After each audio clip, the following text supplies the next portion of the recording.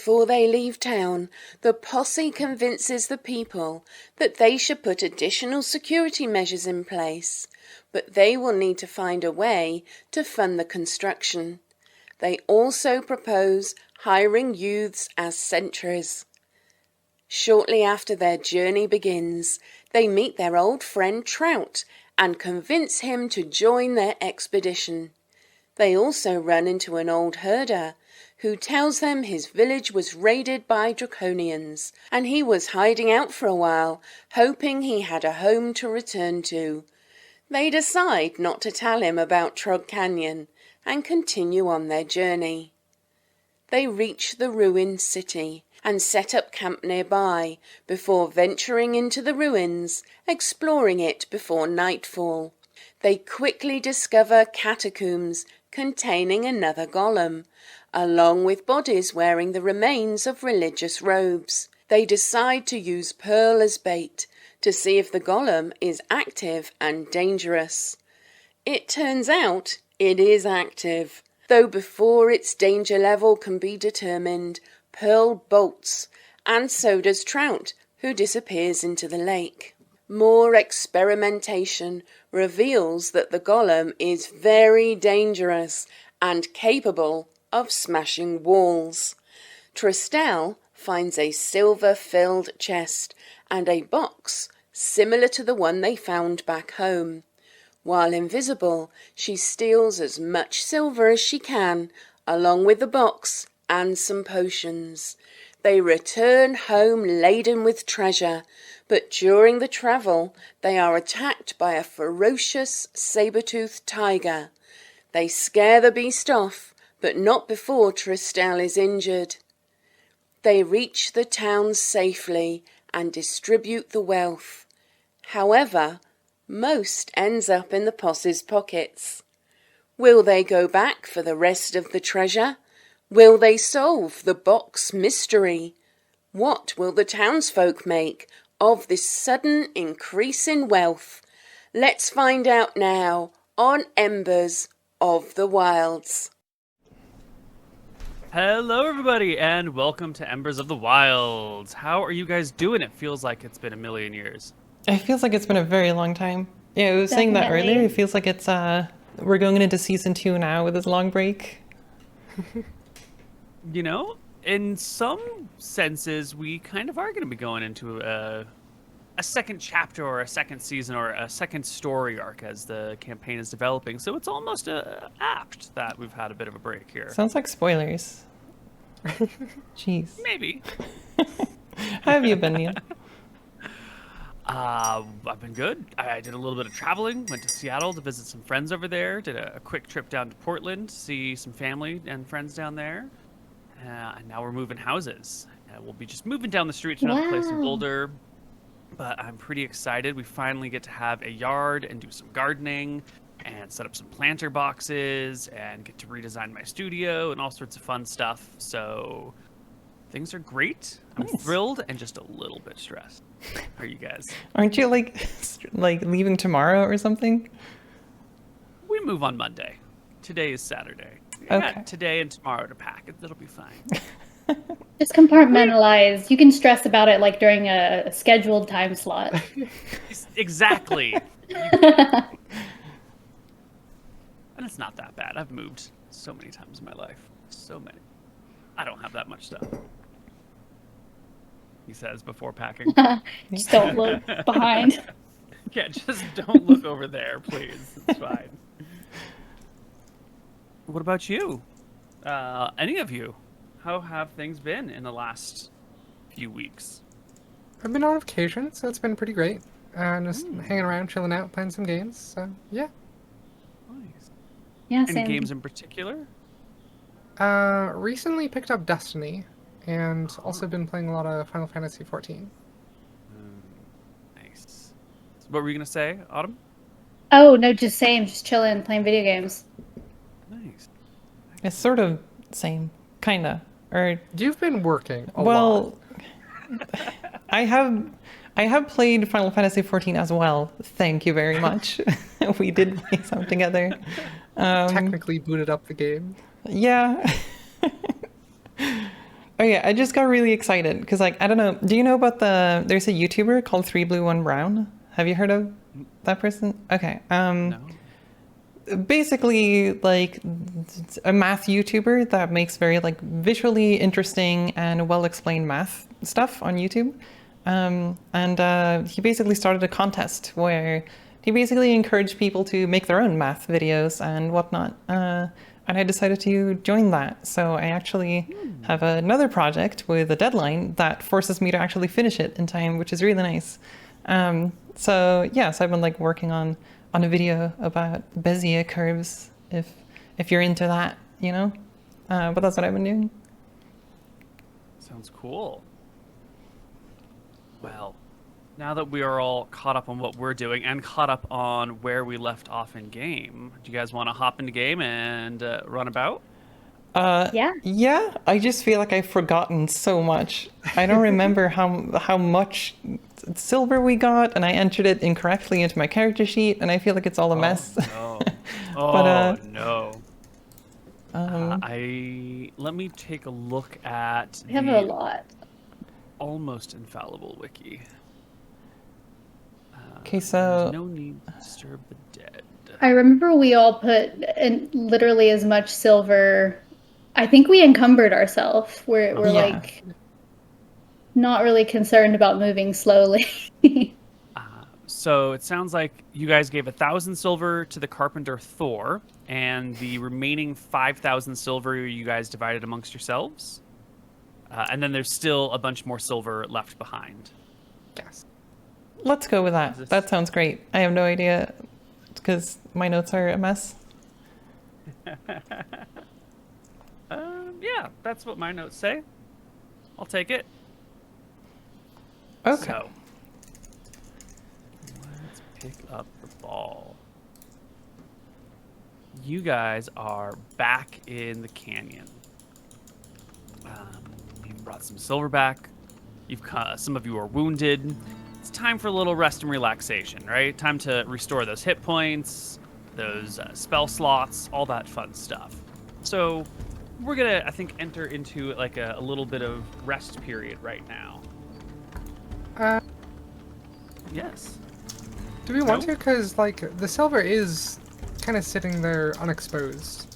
Or exposed. I have 0 hit points. Oh, The saber-tooth tiger took me out, if y'all recall. I made Wait, did we, death like, saving throws. Carry you home? Or are we not home yet? What's going on here? I feel like we must have stabilized you before we got Yeah, I was back. stabilized, but y'all must have just carried my silver encumbered body home. That sounds like we wouldn't even be able to get back because we were all encumbered, right? It might have been like you guys rested an additional night, or if you stabilized her and then she wakes up in D4 hours or something like that. So she's probably closer to 1 than 0. Okay. But you are Okay, yeah. weary. You don't have to take a whole week of downtime, but you know what? It's fine. You can venture right back out with 1 hit point. That sounds like fun. Nothing bad has ever happened to Tristel. Tristel. Well, Tristel, as you make your way back to the inn where you've been staying, the old ladies that run it ask you where you've been, what you've been up to, how things are going. You look so injured, my dear. Whatever happened to you? Your dress is torn. I know, the dress. It's always the dress. Oh.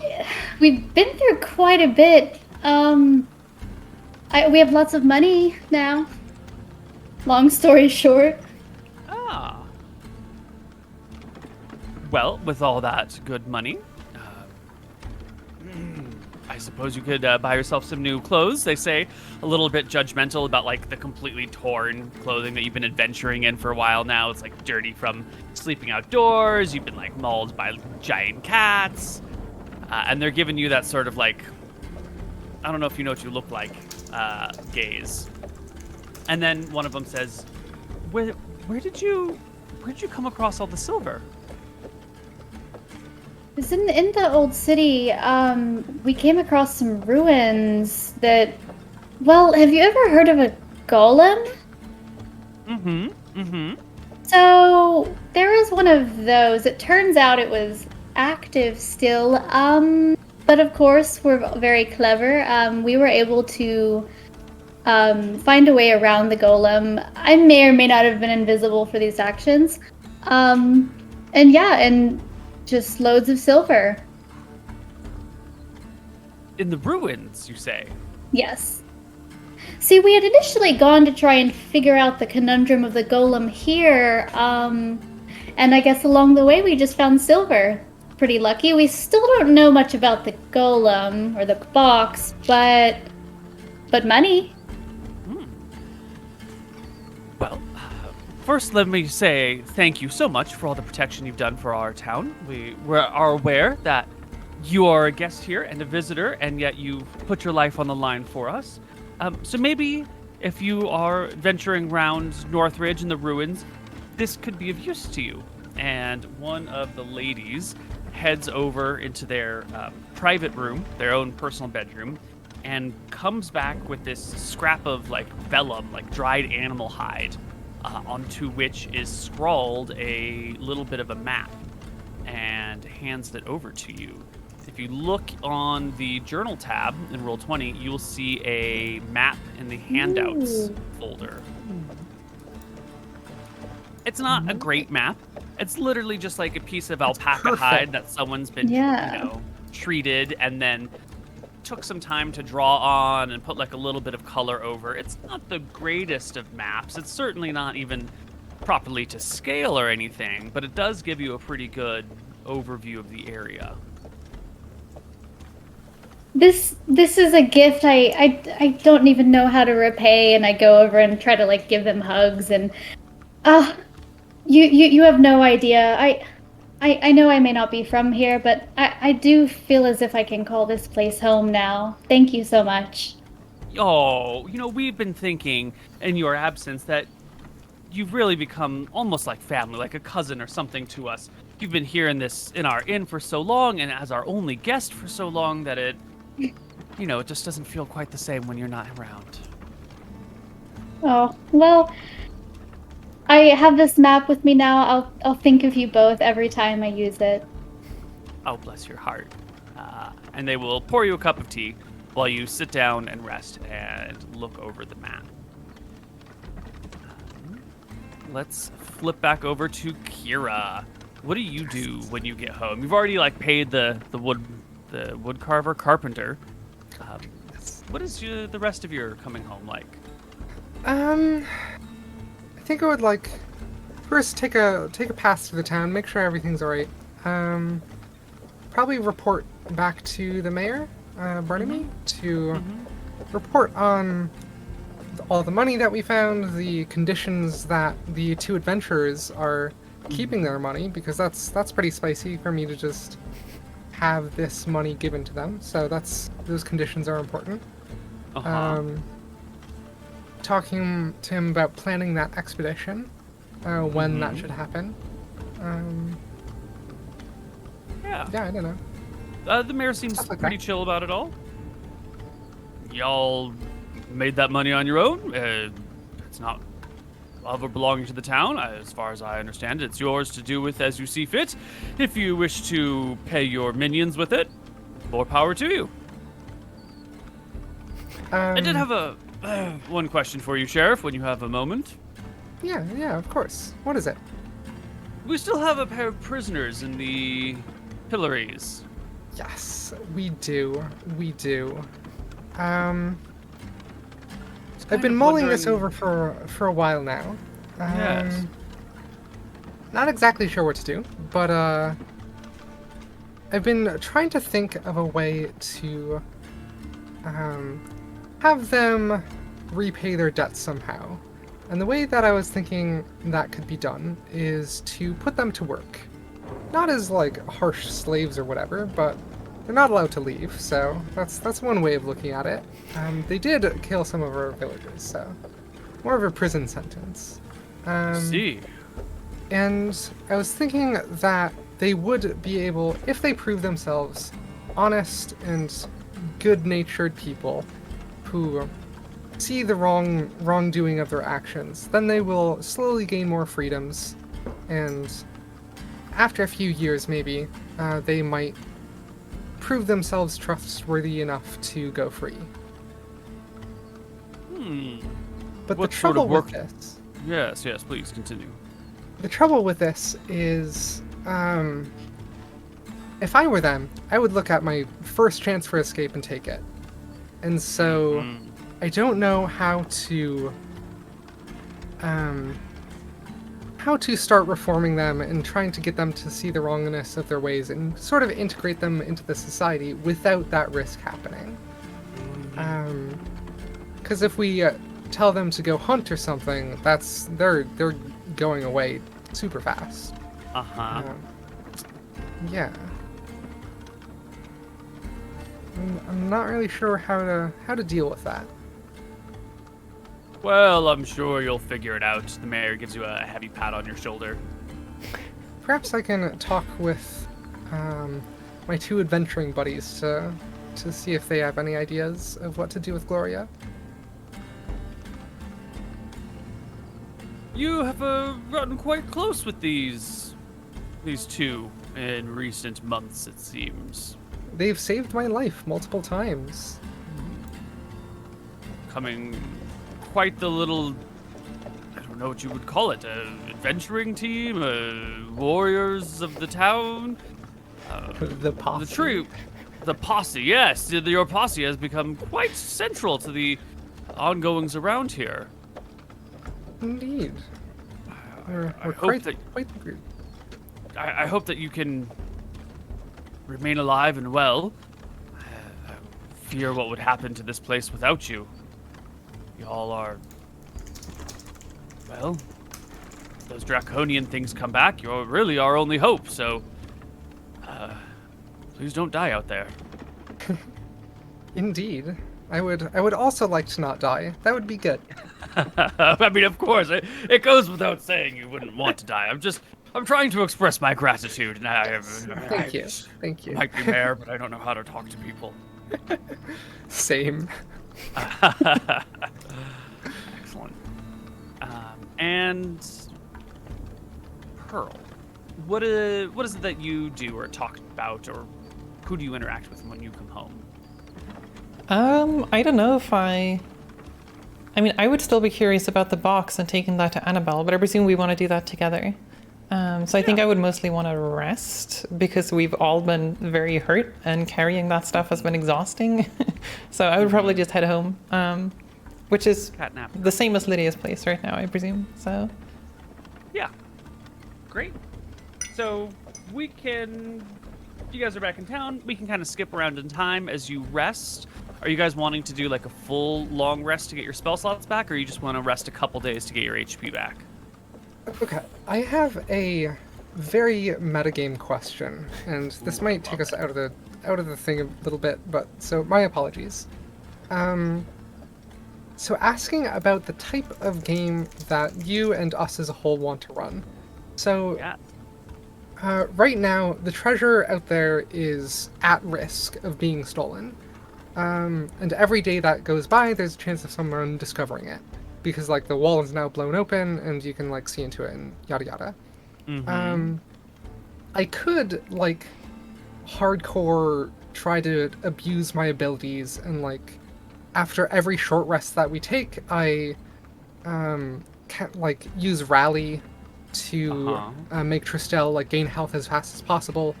And like kind of abuse that because that feels like really abusive of the rules. It is like technically allowed and whatnot, but it is a little annoying to deal with. So I don't know if the type of campaign that we want to run is where we do that and we have that pressure to like optimize as hard as possible, or if we can say like, oh, let's just go the more realistic, less hardcore optimization and just take a long rest and just like not worry as much about the like pressing risk of things. I don't know how to deal with that. Well, we have a little bit of luck here in that Rally gives temporary hit points, which aren't real hit points. So you can rally people to your heart's content, but it won't improve their healing rate. Oh, right. It'll just give them like a flat buffer on the top. But Yeah. the question still stands. You could try to min-max and go out as soon as you have enough HP to survive, or you could rest to your full point. I also have my like song can make us Yeah. heals a little more. It gives everyone an extra D6, I believe, every night, which is great. So, like, do we want to go through and, like, roleplay and do all of this, like, every night we try to heal as much as we can, or do we want to just do a more relaxed, do a long rest, it's fine. I'm sort of leaning toward the latter, but I don't know what type of campaign you'll want to run. Well, I guess something to consider if we're discussing like strategy. I have no more second level spell slots, which means I can't use invisibility. So we'd be presented with how to get back inside. I don't know if I can charm or sleep a golem. I imagine not. that maybe not I'm not sure. not effective. I'm gonna just take like a stab in the dark with that one. So I guess, like, this particular situation is, like, we probably want a long rest to get that slot back. But I think so, yeah. Like, there's a lot of times where, like, I want to interrupt and min-max things because that feels like I should be doing that. But it is, like, I'm interrupting. That's not great. So, I don't know. Both are valid approaches, and it's just up to the three of you to decide which way you want to go. They both have their benefits. If you take the more realistic, slow down, take your time with things approach, you might find that there are like details that are happening in the background that pop up that might be relevant. Whereas if you are always out doing something and have very little social time in town, you might like miss things that are going on here.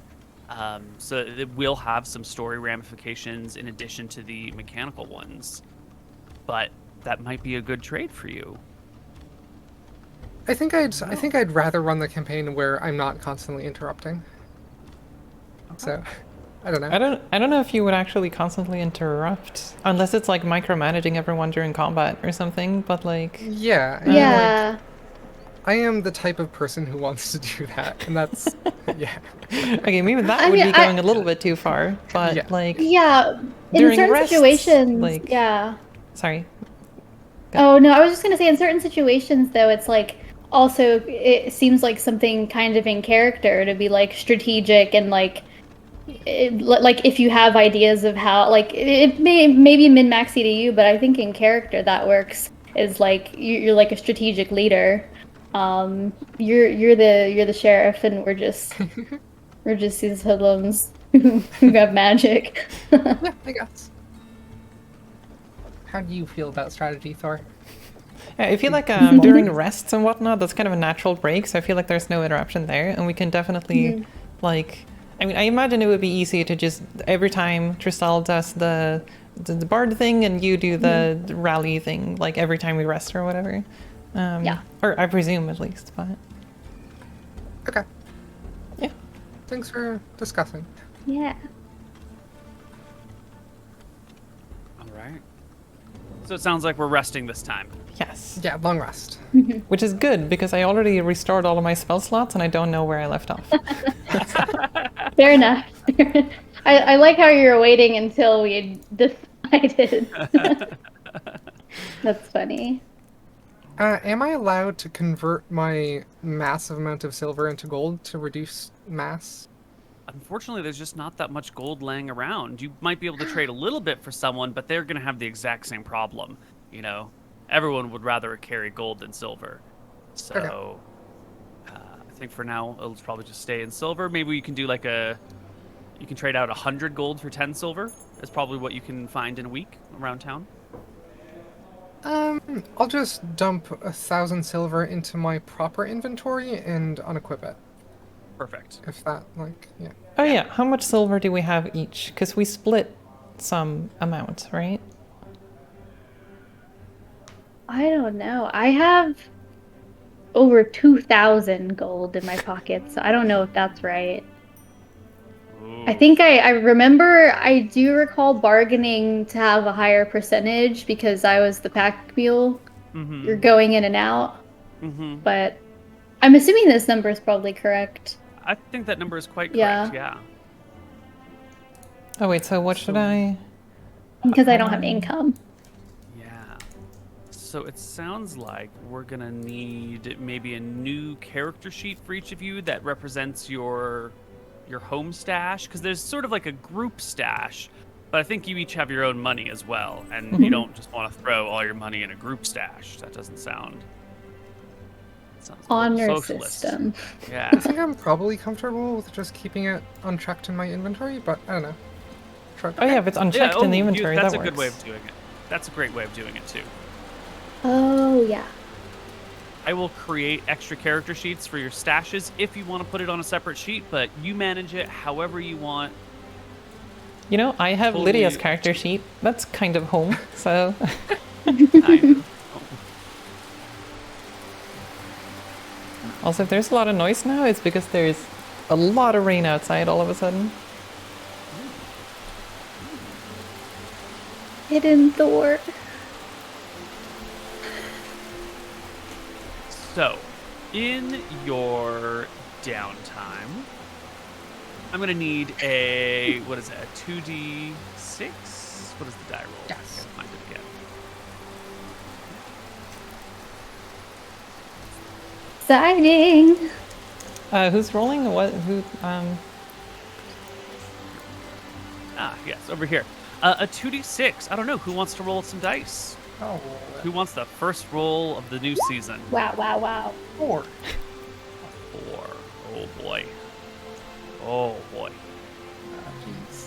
Ah, bees. Ah, trees. Bees. Not the bees. You know, giant bees are on the encounter table Oh my somewhere, gosh. but they're not here today. Excellent. We will. Oops, all snakes and bees.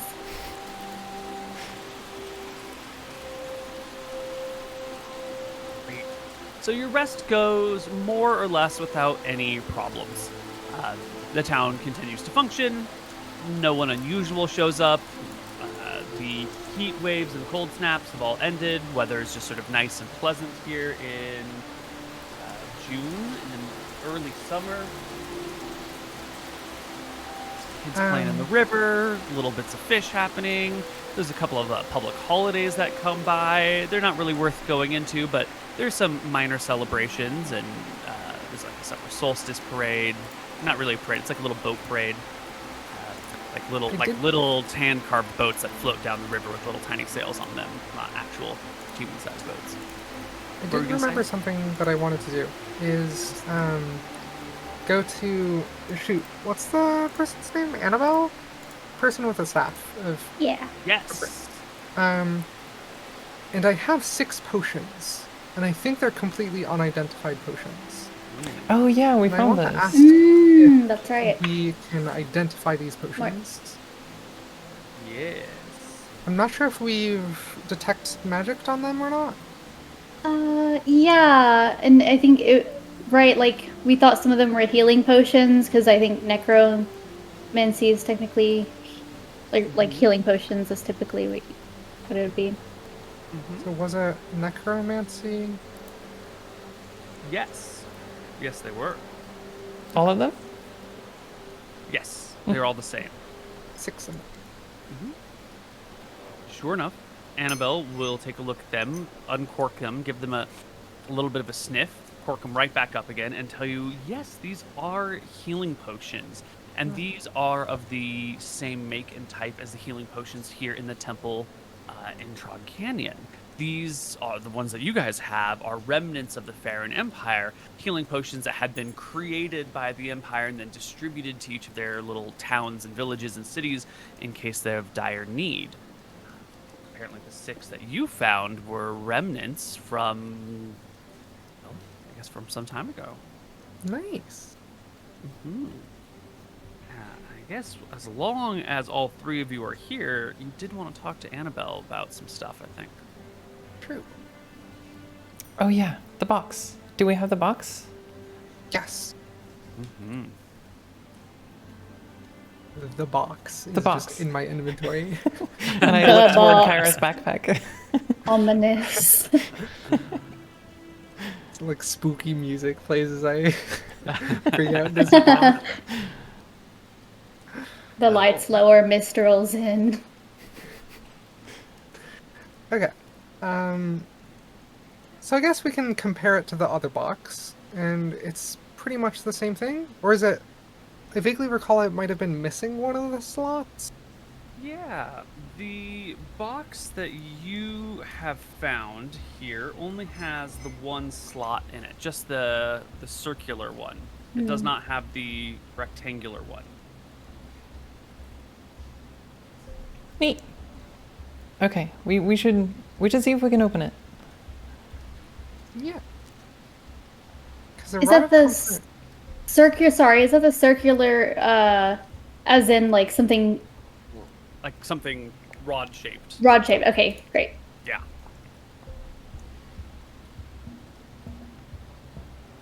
Yeah, let's bust this bad boy open. Yeah. I tried with my Insert dagger. I think failed. Mm-hmm. the- Definitely. Insert the Rod of Comfort? Yeah. Annabelle watches, I guess hands the rod over to you. She understands what's going on here. I think you've explained it to her before. So she hands you the rod and you slide it down.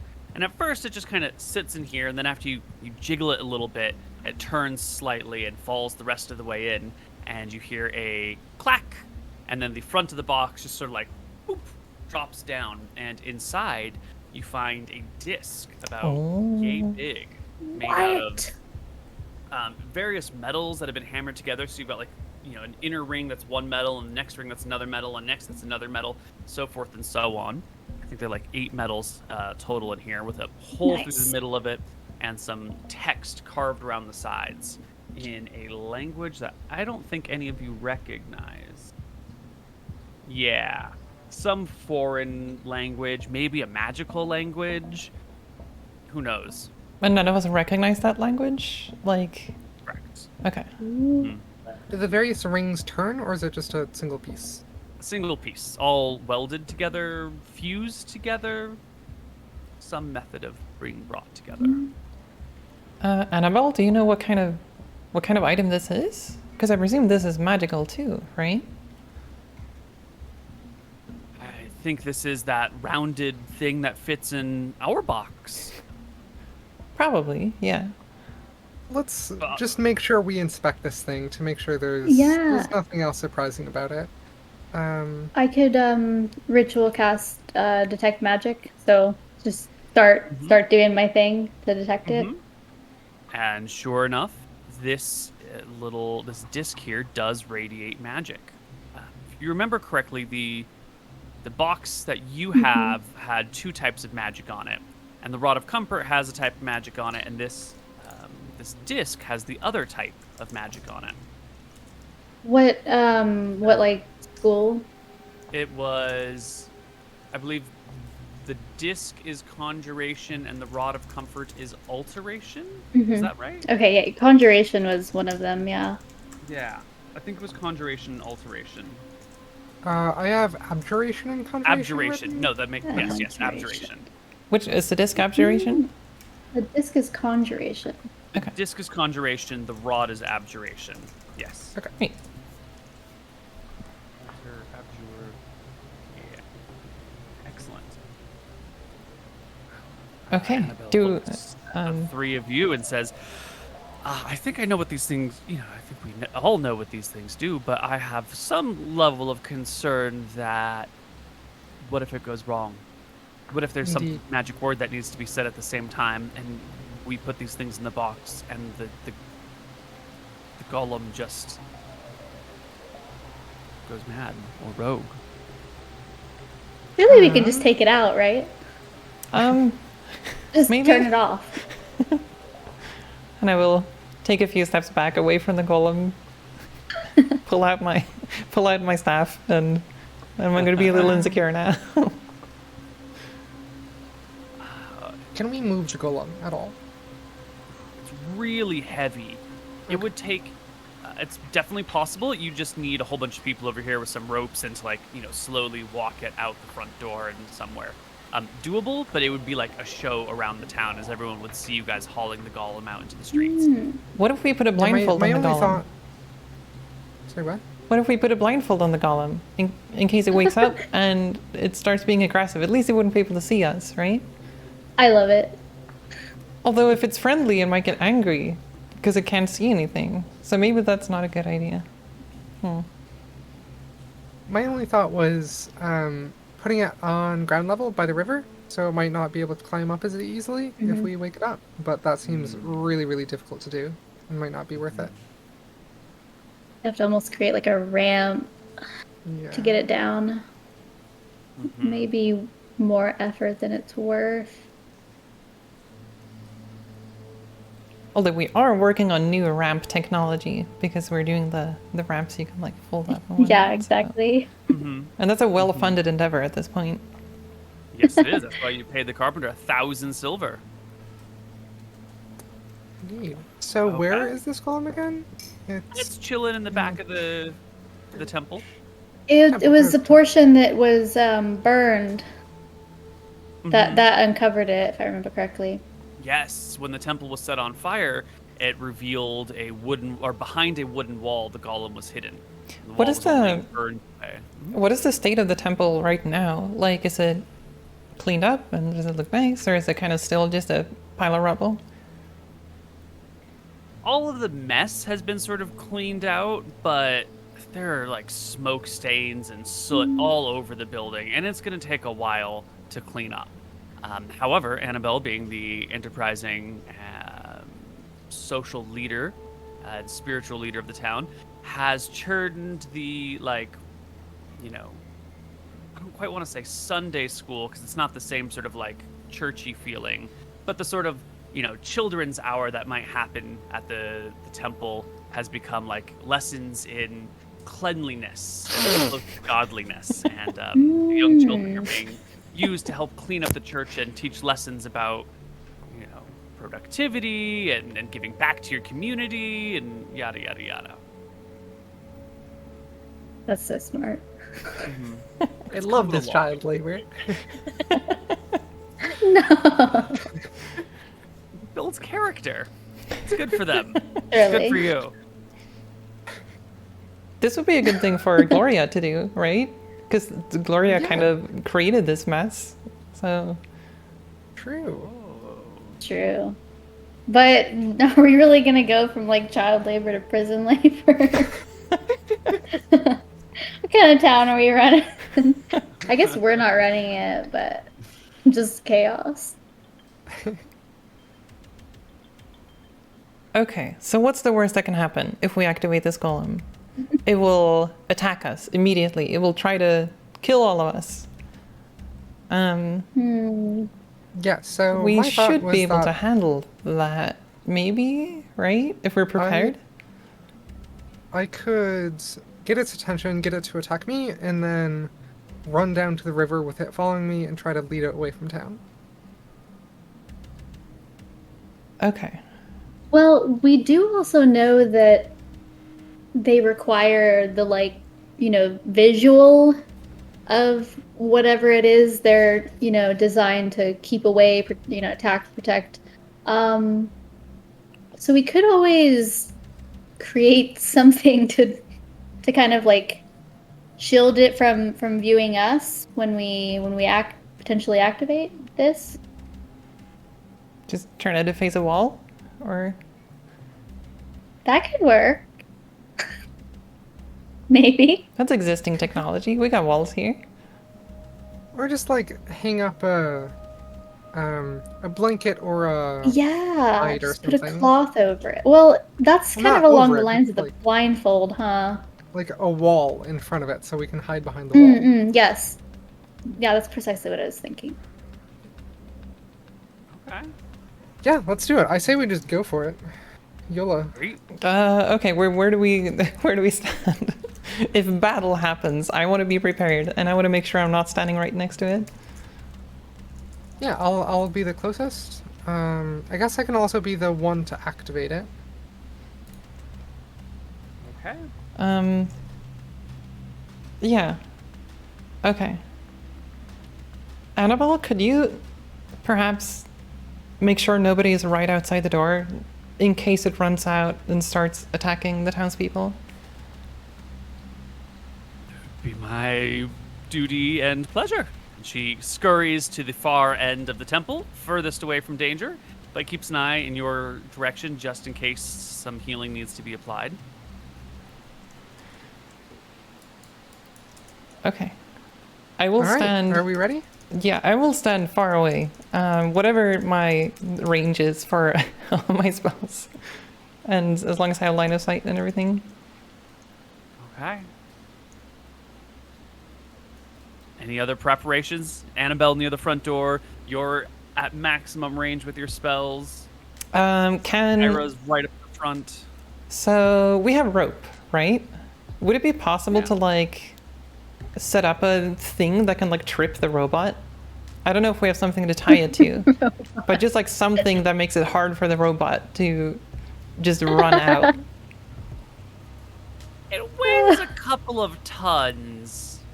You could try, but instinct tells you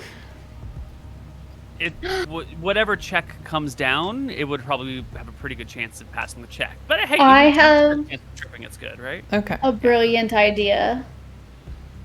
I'm going to cast minor illusion and create the illusion of a stone wall entirely around it, as if it's in a enclosed box. Okay. Interesting idea. Just for safety. Does this wall Yeah. have backface culling? Can we see through it and see the golem? It is not a one-way mirror, unfortunately. So, a wall with like a little peeky hole for us. A little slot that you can Yeah. through. Perfect. Okay. Just quickly read the text of minor illusion. Da da da da da.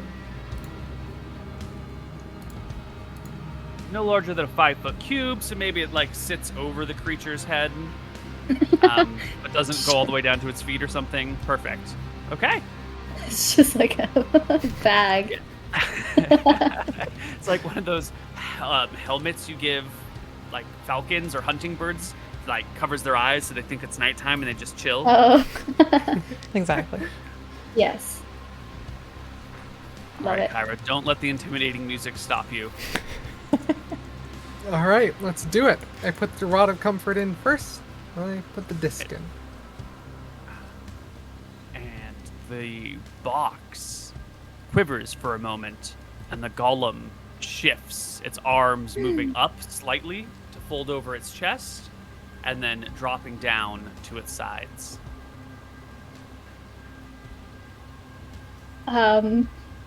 It moved. I wait like 30 seconds to see if it does anything. Stands there. No actions. Is it saying anything, Kyra? Is it doing anything? I'm gonna do a bold and say, Golem, salute. The golem raises a hand, attempting to salute, which would hit the minor illusion, but the golem is maybe too dumb, and its arm just like passes through the illusion and salutes, and then holds the salute. Incredible. Nice. Neat. I tell Pearl or Tristel to try telling it to do something.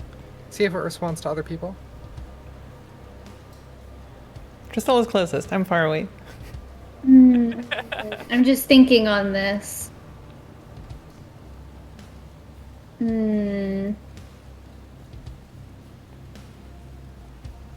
Oh, I will also do a bold. All right, I shout at the golem. Golem, give me your hand. Doesn't. Oh. Rude.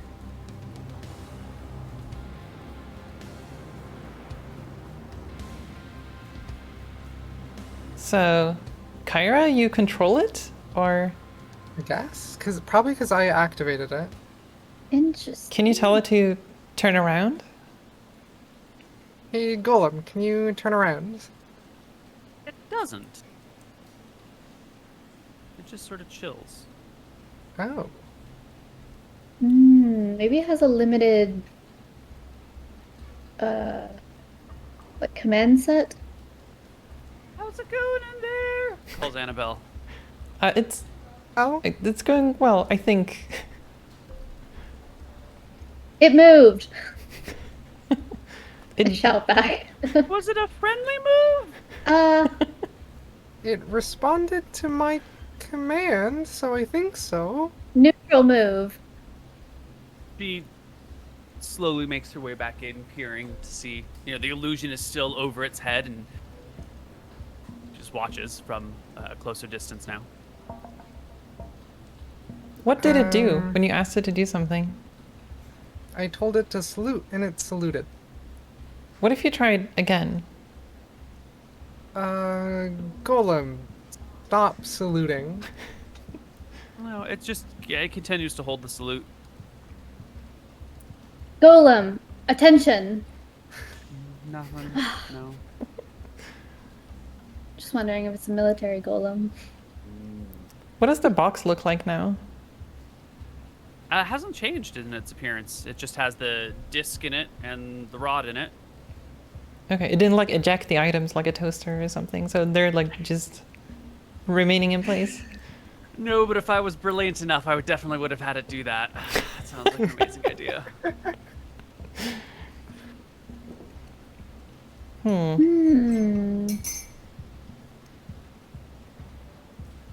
I don't remember if I detected magic on the golem itself. I think I did. Is there anything different about it now, or like what do I detect? It's the same magic as before. Okay. Abjuration and Yeah. conjuration. Okay, what happens if we pull out the disc from the box? Do you try that? Is this a hypothetical question, or is this I'm attempting this to see what will happen? No, I am suggesting it Thinking to Kyra. out loud. Because Kyra has the box and she's close and I'm scared. Yeah, I can slowly remove the disc from the box. The golem's hand drops to its side. Okay. Alright. Neat. Do we get like one command out of it?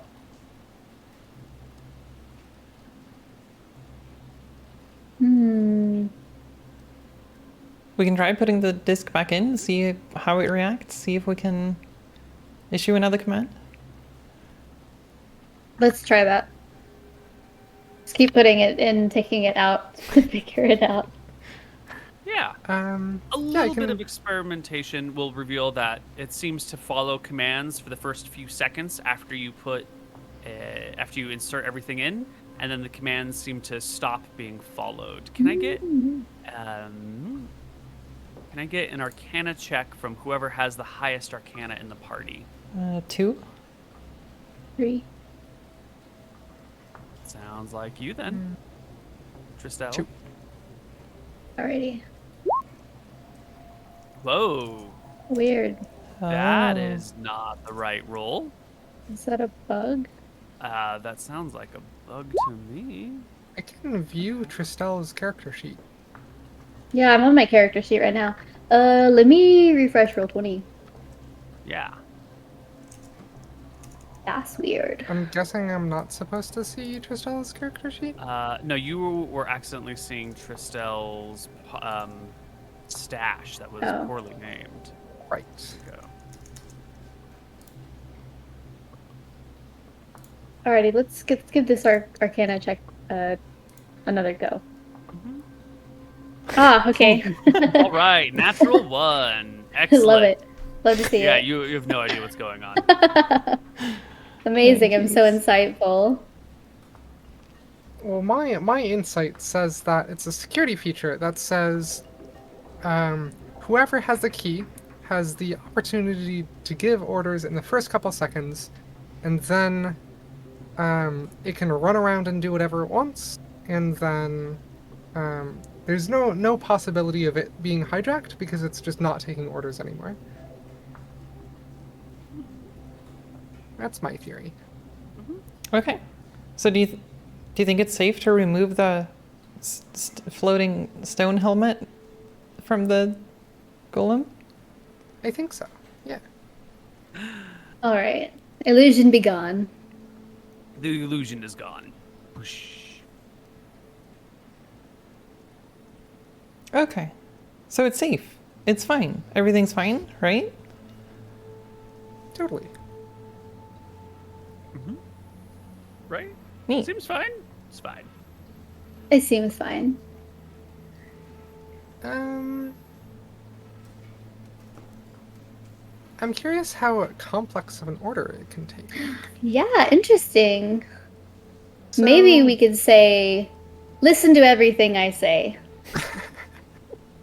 So what I was thinking was,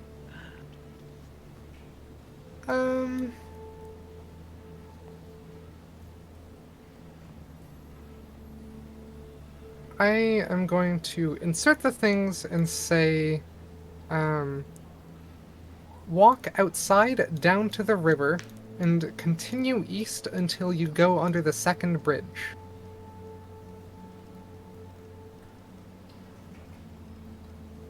Have to follow directions.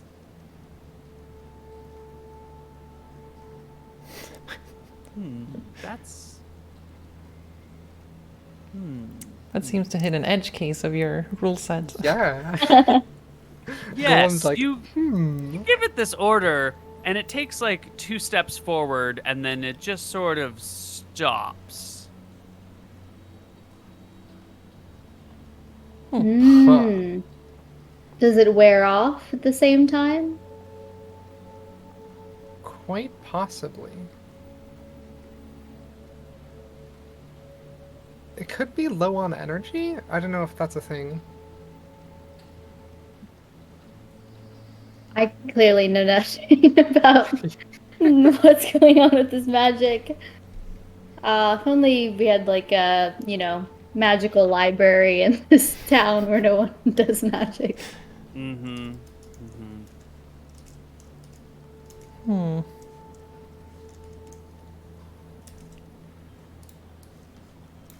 Okay, so what if we give it a more simple command? Yeah. Tell So it how about to I walk to the pull door, out- like to yeah, the entrance pull or out- something. I pull out the disc, blow on the cartridge a little bit, shove it back in, and tell it to walk outside. Oh, it just walks right outside. Oh, Damn. Yep. Okay. okay. Nice. You just carry this in. Doot, doot, doot, doot. And it continues like if I say,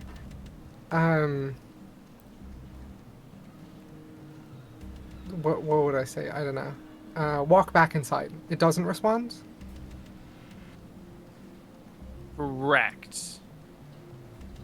If I like wait a minute and then, yeah.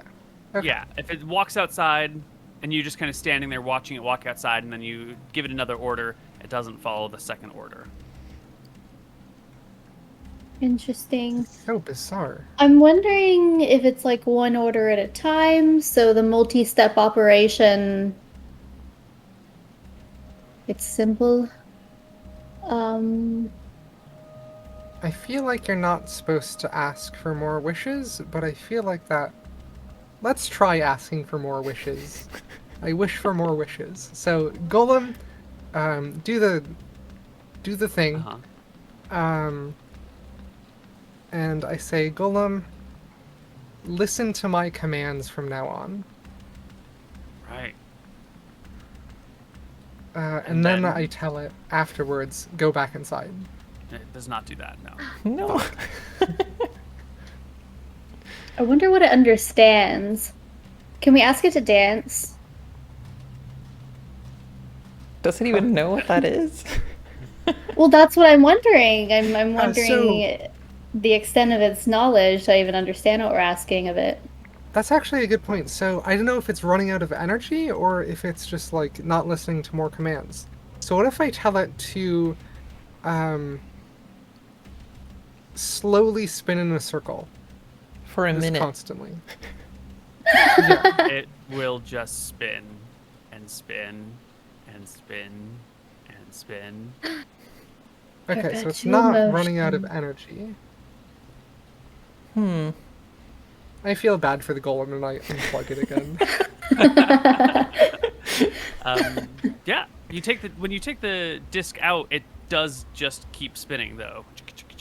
Uh-oh, Oh. you broke Oh, it. You oh, broke oh. it. I put the disc back in and I say stop spinning. It stops spinning. So do you get one command per plug? Seems like it. I wonder if it can make noise. Can we ask it to speak? What is in the mind of the golem? That's the deep question. Alright, I say, try saying, hello, golem. Can you say hello back? It does not. Oh.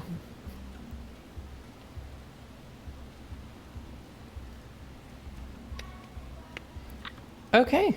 Well, this is interesting. I don't know what we're supposed to do with this. But that's fascinating. I've never seen anything like this. Do you think this one could possibly help us carry some items back from, the town? Ooh, ask it to follow us. Yeah. Let's try that. I plug it in and say, golem, follow me. In Wherever the you go, voice. the golem follows you. Yeah. It stays a few Hey. feet behind you and just walks with you. Hell yeah. Nice. See, its movement rate is very similar to yours, 30 feet per minute or per 6 seconds. It's a little bit heavy and it kind of, shakes the boardwalk as it goes, but the boardwalk was designed to be able to hold the golem, at least back when it was built so long ago. So it doesn't break through or anything.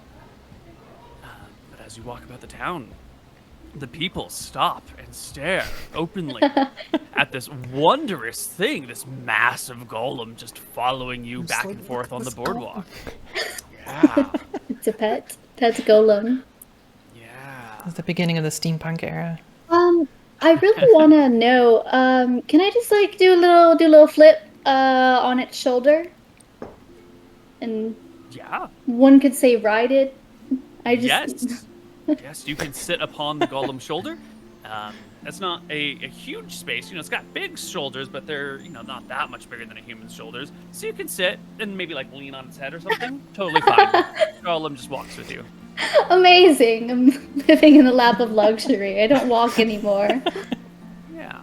It has 19 strength. That's clearly not the right button that I clicked. So it can carry a whole bunch of weight around, but it's not infinite. It will max out eventually.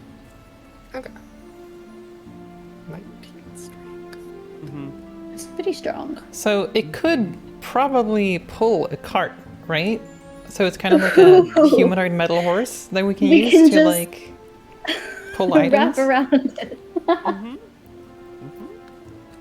So many uses for this creature, this thing.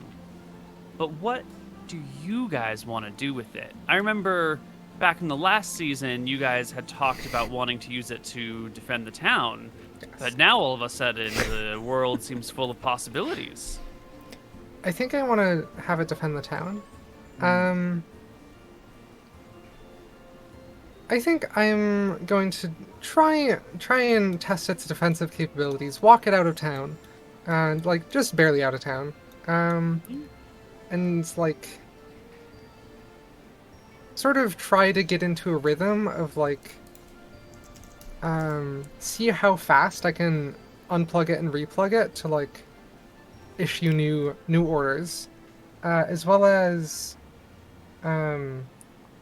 tell it to things like smash that rock over there to see if it can follow orders of like if someone's attacking and I say, like, smash that creature, if it will, like, do that. Yeah. Would you give me an insight check while you do this, please?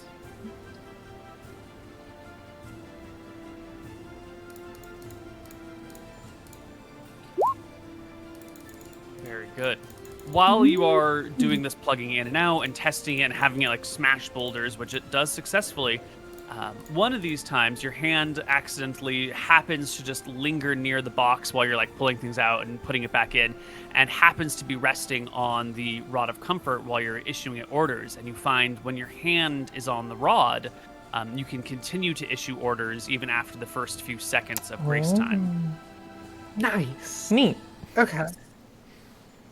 That's useful. So it seems that when it's set up, it'll follow whatever order it's initially given, and then after that, you must be holding the Rod of Comfort in order to continue. And when I issuing take the orders. Rod of Comfort out, does it deactivate? No, it does not. Okay, so you only need to carry around the Rod of Comfort. Nice. Sounds like Annabelle's monster then. Yeah, no joke. Neat.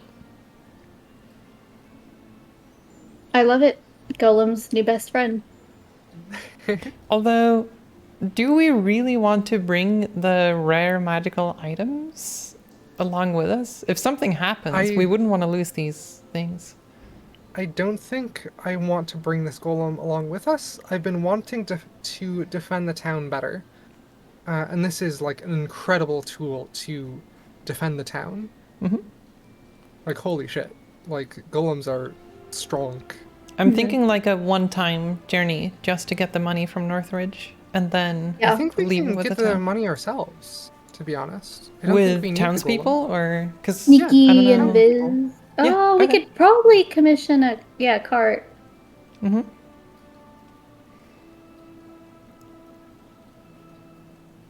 We weren't expecting it on our initial journey there, but now we know.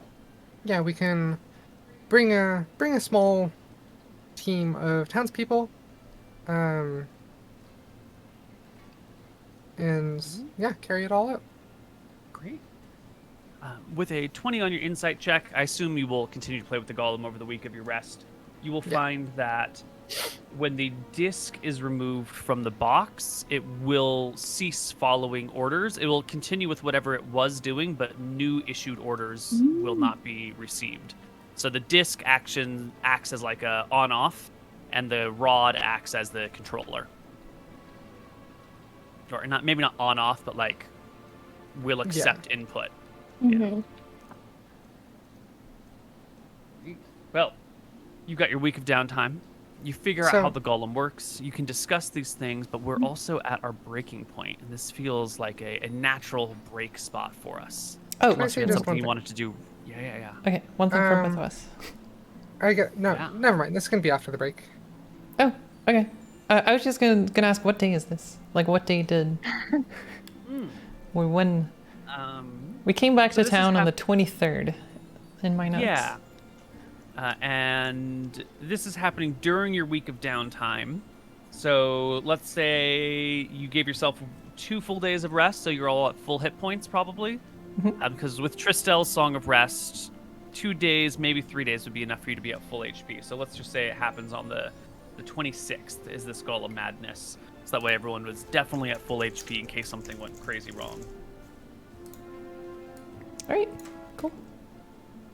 Alright, should we go for break? Yeah. Yeah, okay. Alright, we'll be back after the break.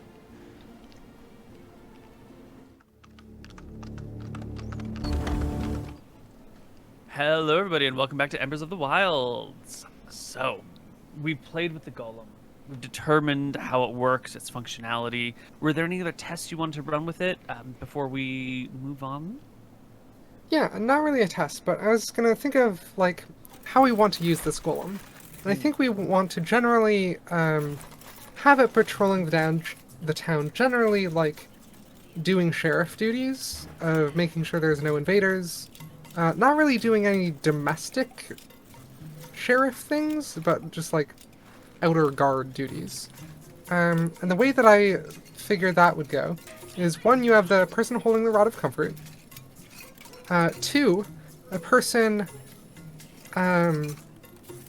not too close, but still always within visual distance of the other person, that has a horn. And a third person inside the heart of the town who has the box and the disc in the box. And so if the person with the Rod of Comfort gets attacked, and a nefarious person starts to hold the Rod of Comfort, the second person would blow the horn, and the third person would pull out the disc. So that would prevent malicious people from taking the Rod of Comfort and using it against us. Since this is assuming that the golem isn't actually going to go very far away from the town, it's just on guard duty. So the horn would always be audible. So, yeah. Mm-hmm. I love this. That sounds like, great. Yeah. Because, like, the one danger of this golem is, like, someone taking control of it. And so I wanted Definitely. to prevent that happening. So this is a 3-person operation, one with the rod, one with the horn, and one who hangs out near the box just in case. Yeah. 3-factor authentication.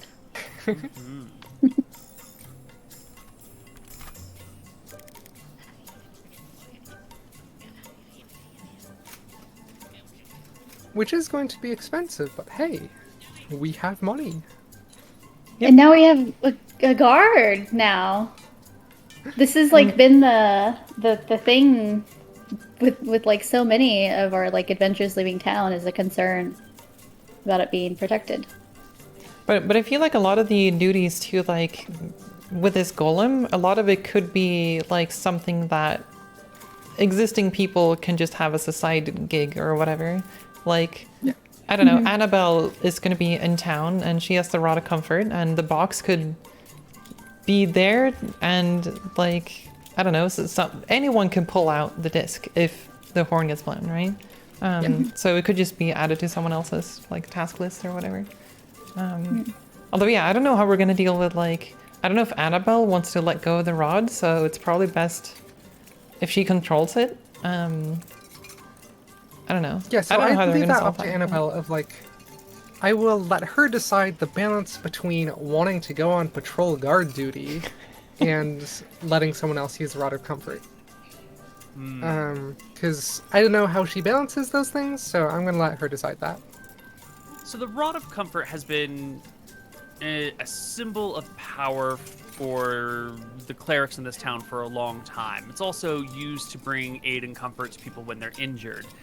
If there's an accident in the mine or something, the Rod of Comfort is really useful for like bringing down the suffering of people while tending to them with magical healing, stuff like that. So Annabelle is a little bit loath to give up like her iconic symbol of power that has been entrusted to her over the generations to someone else. And when you propose this idea of like letting a town guard carry the rod, you can like see the twitching of her eye as she like feels threatened by the town sheriff stealing her magical item. But at the same time, she cares about the town, so she doesn't exactly want to say no. But you can see the conflict happening behind the eyes as she mulls it over. But we could So I think let that Annabelle control it, right? Yeah, that's what I'm saying, is Annabelle could go on guard duty. And she could go on guard duty until she gets tired of guard duty and her priorities switch. And she's like, God damn it, just let someone else do this for once. I was more thinking like she doesn't even have to go on guard duty. The golem could just be in the center of the town and then like activate it when needed. Because we already have like sentries and people who can like see when something happens. And then Annabelle's role could just be to like bust out the rod and the golem when shit hits the fan, you know? That's true. That could be potentially safer to have it that way. Or at least it would make Annabelle happy to keep the rod. Because there is the problem of, like, if an attack comes down one side of the canyon, it is a very long canyon. And it might be better, instead of having the golem on one side or the other and hoping RNG says that they come from the side the golem is on, having the golem in the center and reducing travel time. Yeah. I love it. It's like the watcher, the protector of our town. Yeah. Yeah, that sounds like a plan. Great. That will work very well. That way she can hold on to it, and like when someone blows a horn, she'll know that, you know, time to make the golem move again, that sort of thing. Great.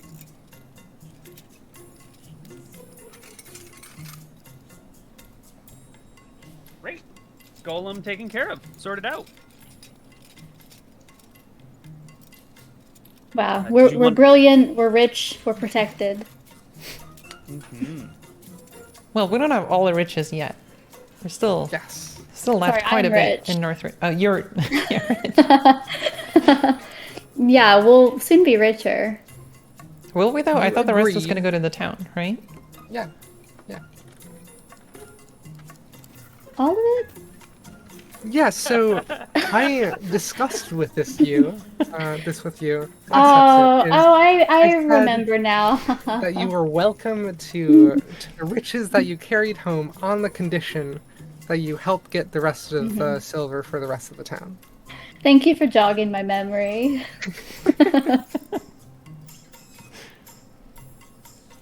Right. Before we head out,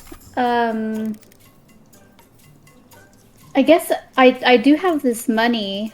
I'm interested to see if I can get stronger daggers from the blacksmith.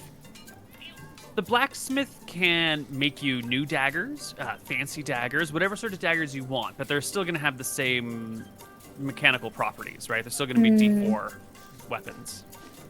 Okay. How much would that be? I do want fancy daggers. So a normal, everyday, run-of-the-mill dagger is going to cost you 2 gold pieces, 20 silver. If you want to make a fancier dagger, the question is how much extra money do you want to put into it? For every extra gold piece you put in, you can make it look a lot nicer. You know, then it's not just the shaping of it. Then it's like flourishes, metalwork, maybe like a nice blood groove down the middle. Maybe make the cross guard or the pommel out of a different metal, or like alloy it together. Whatever you want. Sort of 20 silver per, so it'd be 40. What if I just doubled that? You want to spend 4 gold, 40 silver on a dagger? That will allow the blacksmith to give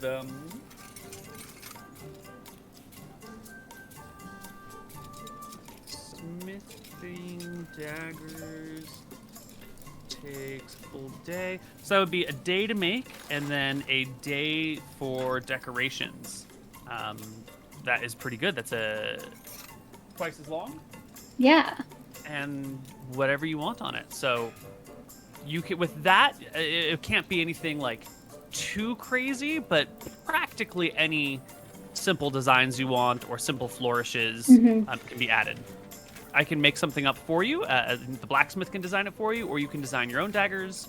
Yeah, I do kind of want to design it on my own. So I kind of just want it to be like, with my new nickname, the Siren. I kind of want it to be this like almost like marine ocean inspired. So like lots of like waves in it, and even the like down the dagger, like the blood groove, kind of like wavy. What else could we have on there? Maybe some flowers on the handle. I think that's Absolutely. sufficient. A meadow of flowers. A meadow. Freaking meadow. It is so beautiful. Rip. And did you want one of these, or did you want a matched pair? A matched pair. Okay, so that'll be 8 gold, 80 silver, all told. Perfect. Great. And that will be done before your long rest is even over. Have them now. And on the 29th of June, your long rest is complete. It is a Monday. Town is still just hanging out. No danger has happened. You've got the golem now. Everything feels safe and peaceful and kind and warm in the summer, but not too warm anymore. The heat wave's over. You can effectively like wear your armor around if you want. Sorry, I was trying to rename my dagger. Yeah, let's assemble an expeditionary force. Let's do it. Back to the town, the ruined keep, Northridge. Yeah. I don't know if you want us to, like, determine the composition. I was just thinking of, like, we know generally how much silver, generally, like, how much people can carry, or if we, like, have a cart laying around that we can use. Generally just matching what we expect. Yeah. Yeah. You can take with you... Oh, 4 people. That's probably enough. And they'll have an extra box with them, and they'll just unload half the silver into the second box, and then each of them they'll carry the 2 boxes with 2 people on each box, and then the 3 of you will operate as protection. Yeah, sounds good. Yeah. Great. Okay. Back to Northridge you guys go. It is a 2-day journey there. Definitely making sure to, like, arrive in the morning like we did last time. Right. Yep. Spending that last night just outside of town, just in case there's a banshee around or some sort of undead spirit or whatever. Yep. Just to be safe. Would we have done the temporary health thing before we head out? Probably, right? Because you can do your rally shenanigan. Yeah, before we head out, yeah. And so then, yeah. Fortify our strength. Okay, I forget how we did temporary hit points, because you added a bar for that at some point, right? Yeah. So you guys still have temporary HP from the last time it was given to you, so we can just keep using those rolls, or if you want, we can, say after a week you've re-rolled them. Technically, actually, Pearl is ends out. on a long rest. Ah, thank you. Thank you. So if you double-click your token, you'll see that there is a bar 1, bar 2, bar 3 thing with like a green, blue, and red circle nearby. The bottom one you can just adjust the min and the max on. Okay. So that way you should be able to control the red bar that is your temporary HP. Does that work for you? Yep, that works. How much should we... I forget how the temp HP roll worked. It is 1d8 plus 2.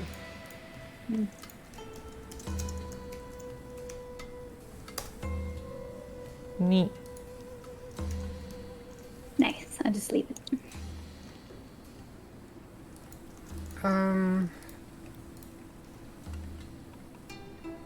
This regains... I will regain the thing, so I should do it for myself as well. Yes.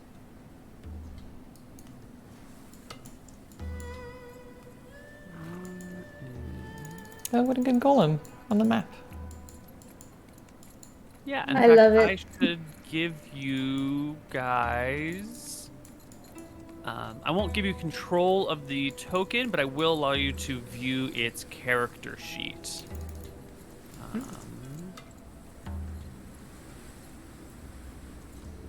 And you can see its stats, its attack, and all its properties, which I assume you'll just learn over time, but I'm going to give it to you now so we don't have to slow roll it.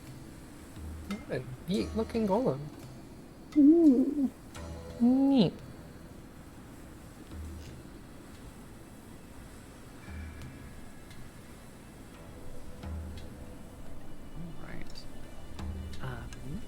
To town. Let's roll for encounters along the way. The first day of travel is boring through the plain. Second day of travel is just as boring. It's you and these 4 folks who are traveling with you. We are not going to give them names because we will forget them, and hopefully we won't need to worry about them too much. So you guys make your way all the way to town, or all the way to Northridge. You rest the night outside of town, and then you head on back, or then you head all the way into where the temple is, where the church is. And sure enough, it's just as you left it. Nothing Wait, has my- changed. Token reset to 1 temp HP. Uh-oh.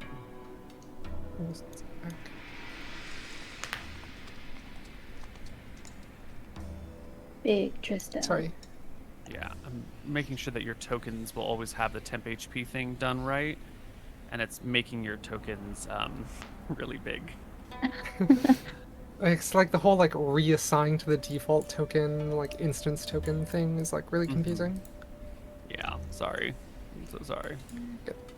No, I Big became big. Oh, jeez. Big bird. They're done. They're gonna stay the same size forever now. Okay. They're good. Okay. Just all instances are really large now. It's fine. So you get back to the area, and it is exactly as you left it. That large golem is still blocking the way. The caved-in section still caved in. Everything is as was before. Okay. How are you gonna get the money? Christiaan, do your magic. Yes, I shall. Wait, what is our plan, actually? How do we... Because the other golem is still in there, right? Yeah, so the plan that I was thinking of is exactly the same thing that we did last time. Tristel sneaks in and out repeatedly while invisible, which the golem did not detect before, and hopefully does not detect again. That's true. I wonder if the minor illusion box would work. Maybe, yeah. I kind of want to try that. It would be more efficient. Both to be safe might be nice. Because, like, I think this golem can, like, smash your face and kill you very easily. Well, Let's be safe. my like reason for that is that, any opportunity to save a spell slot is probably a good one. Right. You could test and just, like, peek in and then run out if it reacts to Well, you, yes, right? because the front of it is blown off. So it's not like we're crawling in anymore. Just kind of Right. leap over. So yeah, I think we could test it. Yeah, okay. Minor illusion box. Yes. It does react when you put the box over its head and then like peer around the corner, and it like moves towards you a little bit, and you duck back around the corner, and it moves and then slows to a stop and stops following you. But it seems to either ignore the illusion or is able to see through it, or something is happening in which the illusion is not stopping it from noticing you. Well, fair enough. I will go invisible. Okay. You can burn a spell slot, and I don't think there's anything else to do about this other than to say you haul out all of the loot over a period of time. Heck yeah. Head home. Unless someone does something really reckless and crazy, I think you could just get all the money and head back to town. Or don't let me tell you where to go with the money. Yeah, Maybe it's time to run off to a new part of the world. Just box of silver in tow.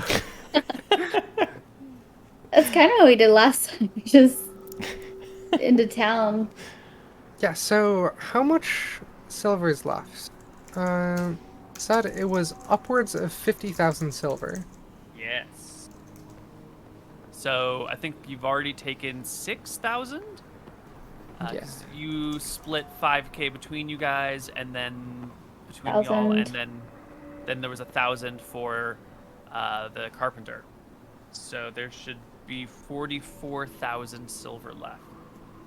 Nice. Wow. Oh my gosh. So much city planning can occur. Okay, I took it back. You need more people. You have a posse of like 8 with you. Oh, neat. Okay. We can just retcon that. I drastically forgot about the weight of the silver. They cannot each carry 440 pounds. You will need. Oh. You might need 12 people. Have we looked around the town to see if there are any old carts? Whatever. If it's uneventful, then we can bring as many people as needed, and it's fine. Yeah. Yeah, it's uneventful here. You do find like a wagon wheel, but not the rest of a cart. Oh. Yeah. Oh. So disappointing. Yeah, it's all pretty broke. But after a day of hauling silver out. Right, it was 50,000. You guys took 6,000. So it's 44,000. Am I doing this math right? This all seems to follow. So it's 880 pounds of silver that Tristel hauls out while invisible back and forth, which must be exhausting. I'm tired. I'm so tired. Yeah. But it's totally doable. And then your posse and you can rest outside of the town. And y'all can... What do you want to do the next day? Just heading right back to Trog Canyon? I think so. Don't yeah. leave it undefended as long as... Yeah. Yeah. Okay. Any longer than necessary. That's the one. Yeah. Well, it's not a problem. Y'all head back to Trog Canyon, people in tow, and make your way back into town. Nice. Find the first test of the golem was highly successful. Oh. In your absence, a giant boar came through town. Damn. A real big boar came on through town, and they tried it out. They blew the horns. Annabelle grabbed the Rod of Comfort, activated the golem. The golem marched out to where the boar was. And let's just do some quick simulated combat somewhere over here in the middle of the map between a golem and a giant boar to see how this would have played out. So giant boar versus golem. And I'm just going to simulate it real fast here. Just we're on the right page. Just to see how this would have gone down for you. So the boar and the golem would meet. The golem would have had the first attack. And come here, buddy. Come here, giant golem. And would easily hit the boar for quite a bit of damage. Target is large or that's a smaller. It strong is boar. knocked prone. And the boar is large or smaller and would be knocked prone, but the golem doesn't get... Monster creature with that. The boar would get up and try to tusk the golem and hit it as well for 8. And I think these guys just go back and forth a little bit, making attacks. The boar is not going to fight a giant golem to its death. The boar has bigger fish to fry. Ooh, and the golem crits it anyway on its next attack for 21, which will drive the boar off, provoking an attack of opportunity from the golem, who will hit the boar again. Damn. And almost kill it. What a And then what a the golem. 3 HP boar will just flee the town.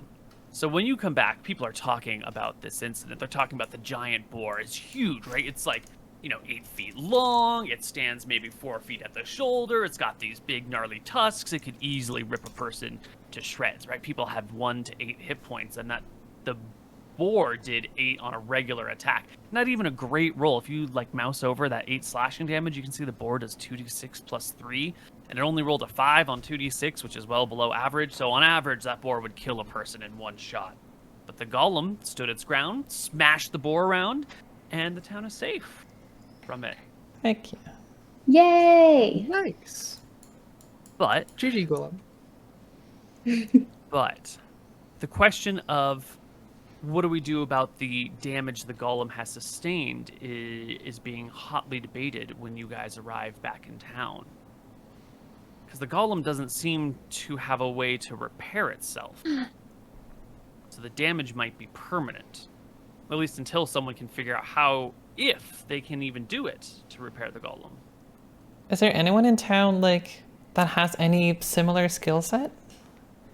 There's a carpenter, there's a stonemason, there's iron workers, metal workers. Let's plate it with iron. Ooh. You'd be so strong. Wait, you can give armor to golems? I mean, Or I we could guess, but Hammer it on there. I think it would work. Just buff him.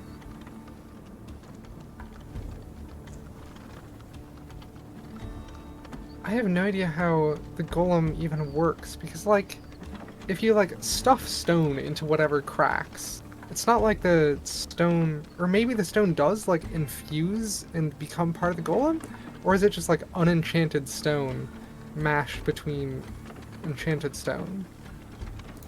I don't know how this like enchantment process works and what counts as part of the golem and not part of the golem. And I guess there's not really a way to find out. I mean, I How guess we much can would it try cost? and see how it reacts to it, right? That's true. Yeah. Armor. So, you put stone on it? Is that the first approach? Is it a stone golem? It is, right? Yes. Mhm. Okay. Yes. Yeah, I guess Yeah, like so, like Kyra mentioned, like if there's like cracks anywhere, like I don't know, finely ground stone, which I guess is Like called a- sand. Or clay, even like a clay kind of plaster. Yeah, see if Yeah, it like something happens if we like. It absolutely does not. It just sort Oh. of sits and looks a little funny. Okay. Yeah. This question is being passed around between many of the craftsmen in the area. Annabelle is trying to figure out what could be done, and no one seems to have an answer in the moment right now as to how one would repair a magical construct. Well, the great minds They of the town are working on the problem. Yeah. Sure. So, back in town on the 4th of July, and we will roll over to the next day is the 5th when you can start doing stuff again. The town has now got 44,000 silver. Where's that money going? To the city funds. So I guess to Barnaby. Yeah. Not like to Barnaby, but like to the position of the mayor or whatever. Correct. Goes to the state who Barnaby happens to be running for the time being. Excellent. Thank you for this money. We will invest it as best as possible. I won't spend it all at once. We'll make sure to make a very pointed, clever investments over a period of time. Also nice just to have more coinage floating about. Indeed. Stimulate the local economy. Mm-hmm. And don't cause inflation. And don't cause inflation. All right. I need someone to roll me a 2d6 because it is Sunday. I got Sunday, it. The 5th of July. 2D. I think during this period of time, I'd like to pen a song about Disney riches. Mm-hmm. Our journey into the unknown, the crypt, the tomb of the. There were a lot of people in that crypt, and returning with literally too much gold for us. Sorry, too much silver for us to carry. And yeah, focusing on the shimmery elements. Things are dark and bleak, and now everything glitters. Can I get a what sort of check do you want to make to determine the composition of your song? Or you know how much of a hit it is, how good it comes out to other Performance? people's ears. Performance check? Yeah. So, you know, it sounds good to you, and it definitely sounds good to other people. I haven't been keeping track of your performance checks, but I think this is the best one so far for an original piece. I have an 8 modifier, so Oh my. How do you have 8? because I just keep buffing it every time I can. But wait, 8. Do you have like expertise or whatever? Or Yes. oh, gotcha. Oh, actually, when do we do XP? And when was the last time we did XP? The last time we did XP... Scrolly. It was... I think you guys are due some experience points. Hell. Oh my gosh. Very good call. Very Hell good yeah. call. Yeah. So, the last session you didn't get any XP for whatsoever. And in the last session, let's see, you set out for Northridge. You met with Trout. Henrietta was coming back to town. That's a mage friend of yours that you had met. The saber. Cat that killed me. Oh yeah, the cat. Oh, right. Yes, the saber-toothed cat. Yes. Let's see. I found salty catnip, about it. so I have a stash of that now. That's so right. I think I never made the connection between, like, it's like sword-tooth tiger. Like a saber is a sword. Saber-tooth, That's, yeah. That's what that means. It's mind blowing. You guys met Bartico, and he was the alpaca herder. Yeah, oh bless. Yeah. Didn't Bartico go so- back to the town? The town that's being pillaged. Yeah. Yeah, you met Bartico for a little while. He said he might meet up with you again, and then he just never showed up again. So I think the assumption is he went back to that town. If you look at your map that you've been given, you can see Bartico's town is that little unlabeled one at the end of a river along the coast. Oh, north the of cutoff Canyon. is water. It's not just. Yeah, the stuff on unknown. the right is ocean. Okay. Yes. Neat. The stuff so the top, the- bottom, and left is unknown though, but the right side is definitely ocean. Okay. So the people who came from, like, the merchant ships and rode up the river, like, went through that swamp? Which I'm assuming that's a swamp? Or... Yes, they must have come through that swamp. Mm-hmm. Okay. What was I doing? Oh, I was looking up experience for you. That's what I was doing. Okay, so for stealing the treasure of the temple Stealing. or the Hold on. saber-tooth tat. What do you mean stealing? Well, at a certain point, there's a moral philosophy question of the difference between grave robbing and archaeology. Yeah. And that's an uncomfortable question for some people. They weren't using it. They said in the note for us to take it, so... That's true. Well, Yes. This isn't Yeah. scribbled by us or anything. Right, that was a gift. You don't get experience for it. No. Thanks Hold for on. pointing that out. Wait. All right. So loot, saber-toothed cat, the other NPCs you ran into. Whoops. Didn't I kill like one tiny rabbit at some point for food? Or did I fail all of them? Or- You don't get experience for things that don't pose a threat to you. Oh. You know, murdering little buns does not grant experience. I mean, What if do they're you- killer rabbits that are coming for you, then totally. But like, just Maybe cute it little was. hoppers. Okay. so Who's not to even- say what they would have done? You know. I'm Not even just a saying. little snack XP. Okay. I would argue that we should get a little bit of experience for golem Oh, wrangling. absolutely, 100%. Yeah. Okay. I don't think we named it. Yeah.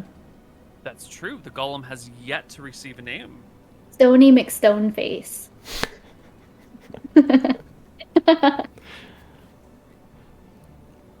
That's my name I put forth. I can think of probably something better. I think Golem is pretty good as a name. I'm trying to think of a name that rhymes, and I can't really think of anything. Closest I can get is just Greg, but that doesn't really... Egg. It's perfect. It's straight up Greg. Greg the Golem. Yeah. Greg. I'm gonna cry. That's so amazing. All right. Each of you can individually take home. So the saber-toothed tiger was worth 450. All the adventures leading up to and including the golem stuff is worth 1100. So that's 1550 plus another 50 here, and then divided between 3 people is going to be. Oh no, I messed up my numbers. No. 1100 plus 450 plus 50 divided by 3 is 530 experience. It's 533. Technically. Where does that point? 533. Yes. Can you do math input here or no? Okay. Oh, jeez. Oh no. Okay, that lands me at 2,449. I have the exact same amount. Neat. Excellent. Does that get And us to what is level your next- 4? No, that's 2,700, I think. Oh, you guys are Aw, damn so it. close. That's what, 260 away? I can't remember numbers, but you're close, right? Wait, so how much Real should we close. have? 2,449. And we're 250 away. Ah, thank you. Oh my gosh. Let's go find killer rabbits. Yes. Beat up. Before you can find killer rabbits, the very first day that you are back in town with the money and the golem and everything's going great and the town's got all this wealth now, something is discovered in the mines. Oh. Something interesting and wondrous. The town is called to a meeting. Everyone comes out to the main bridge near the center of town where the temple is. People line all the decks, and a conversation is held by the foreman of the mine, some of the other head miners, Barnaby the mayor, and I think that's it. And they announce that a crevice has been discovered in the mine, a deep crevice, which isn't all that interesting in and of itself, but that there is this like strange, tall, long, thin crack. It's a bit odd. What really is odd is that there's air blowing out from it. Oh. And now the crack is too narrow for anyone to like squeeze through themselves, but it can be like pulled apart and dug down deeper. And there does appear to be some mineral deposits and some metal deposits. So, I mean, hey, they're already heading in this direction anyway. The plan is to continue digging deeper and see what might be on here. If there's air blowing through, maybe it connects somewhere or something. Who knows what could be within this? But everyone should know we found something. We found a weird passage in the mine. Neat. Takes a moment to look around. Is this like a big town meeting or is it like a Yeah, smaller? the whole town is here. Yeah. Mhm. Huh. They could always take Greg. Wait, and like plop Greg into the crack or? No, just like I don't know what's beyond there. Like if I guess they have mining equipment to like open it, but Yeah, I wonder Keep what's Greg down on- there. On guard duty. Do we want to investigate that crack or? My only thought is possibly detect magic. Otherwise, I think leave the miners to mine and get a path that humans can go down. Because right now, nobody can go down it. I like that. Is the floor just goes down to a point, and like if you fell, It's- you'd like get smushed, or It's like in front, so they're digging forward, and then they hack away some stuff, and they see there's like a gap with air, and then they break it out, and so it's like at a slightly downward angle, and it's sort of thin shaped, like right. So like, Like what a is the tree. height of it from the top? to the bottom? I understand. It's about 8 feet top to bottom. Oh wait, so it's a crack in the wall, not the floor, or? Yes. Yeah, Yeah, it's okay. in front of you on the wall, but it also angles downward. Also, I don't have music. I don't know if I broke the Roll20 somehow, but I yeah, have you should- music. Yeah, I have it. oh, I had to restart it a while back because my character sheet Oh. broke. Yeah, give it the old F5. Still no? Hold on. This would be the third time I restart, so I don't know if it's gonna help. Okay, let me stop and restart. It's a fun game. Turn it on. Turn it on again. Aw. And where's our town music? Did you want to detect magic? Oh, right. Someone wanted to cast Yes. Detect Magic. In the mine, I take it. Yeah, like looking down the crack. Yeah. Hmm? Because I'm also kind of curious if like the ambient magic is stronger or weaker here. Oh yeah, that would be good to check. That's true. Do you have music I now? volunteer as tribute. The jukebox says that it's playing. Yes, But you don't think hear anything. I think I have music. It's very faint. Yes, I have music. Okay, there we go. Sorry for all the music issues. So you can go into the mine. They will give you plenty of room. Everyone's curious to know what this is, and having someone that can cast detect magic, even if many of these miners don't really understand magic, is like pretty useful. They all want to know what's going on here. And your suspicions are confirmed. The ambient magic down here is not faint, it is light, which is one category stronger. Oh. There is more ambient magic down here in the mine. Oh, is it the same type of like, just mixed all the schools of magic as well? Mm-hmm. Yep. It's the same Oh. mixture of magic, but it's just stronger. Is it, does it have any shape to it in the same way that we found those anomalies? Or is it just pervading everything? No, here it just like it coats the walls, I it coats the air. The air that blows out seems to be of slightly heavier magic as well, Um, and smells know. fresh. You know, it's this. Sorry, I didn't mean to interrupt it, but it's like, you know, air coming from underground, and yet it has this like pleasant quality to it, as if you're walking about in the forest. It doesn't smell like pine, but it also doesn't smell like gross stale earth air. It's unusual, bizarre. are the walls of the crevice unnaturally smooth, or does this look roughly natural? It looks very natural. So, do we actually want to tell people about this? This sounds like a pretty major thing, and I'm not sure if it's good if everybody knows that it's magical. I think I would like the town to know, because I'm of the opinion that the more the town knows, that means the more the town can take preventative measures against, the less panic will ensue if something goes wrong, the more people will know how to deal with the situation, and generally just building trust in this town. Okay. I was thinking maybe we that's should only fair. tell the people who run the town, but maybe if everybody knows, then anyone coming into town who might be looking for this magic with malicious intent would be able to find it immediately. I don't know if it's a concern, but I think that's it's okay. a possibility. Okay. Yeah, that's interesting. Because we've had a few people coming through town looking for magic, and they've so far been good people, but what if it's a bad person? I mean, Braxis was debatably good.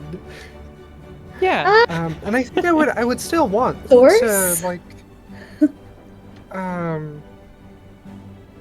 lead people like Braxis to the source of the magic, because they might know something that we don't. Okay. That's true. even If if they they're bad. can easily find it, then they have no reason to wreck our lives. Yeah, exactly. Okay. Sounds good. Okay. But what now? What do we see into the crack? And it's just broken earth, just a crevice that goes back as far as whatever lantern light you can shine down there. I think I'm going to tell the miners that, I'm guessing that the miners are going to be cautious about this. Because they're probably a little bit afraid of magic, a little bit unsure of how it works. And I think that is good to have, and just let that be, and let the miners set up their own system of if something fucks up, then they'll be able to report it to us. And I trust them to do their jobs. And I think the miners want to go down there because there's minerals, so I think we just let them continue mining that in that direction. Okay. Makes sense to me. Yeah. Great. Do we know if that crack points toward a known natural structure, on the other side or something?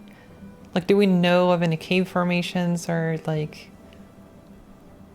anything? So it points southward and downward a little. see. What things are southward and downward from you? That cave where the Magmans came was in the canyon south of where you are right now. But that's like multiple hours away, and I assume the Yeah. mining tunnels don't go that far. Yeah. There is a swamp south of you. There's another town south of you. I was thinking But more in the that's pretty immediate much it. area. Yeah. There's Okay. nothing immediately nearby that you can think of that would be significant or has an obvious link between that and this.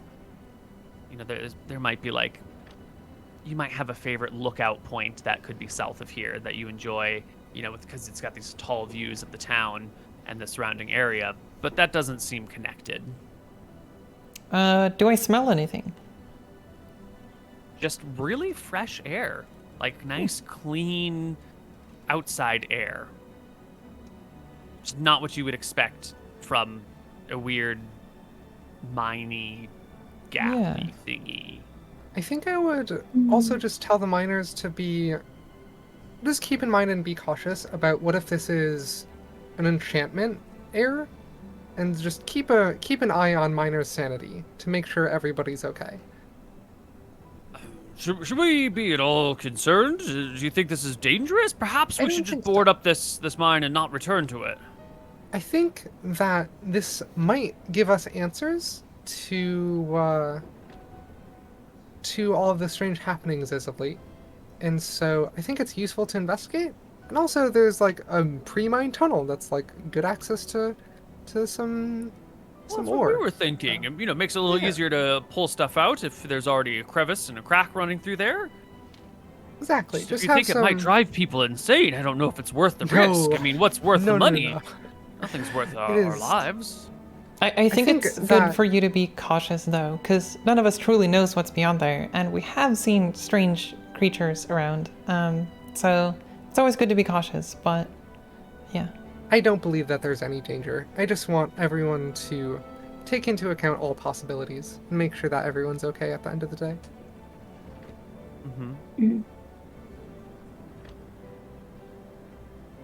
But yeah, otherwise, if something strange happens, then you can immediately call for help, and we'll be here if we're in town.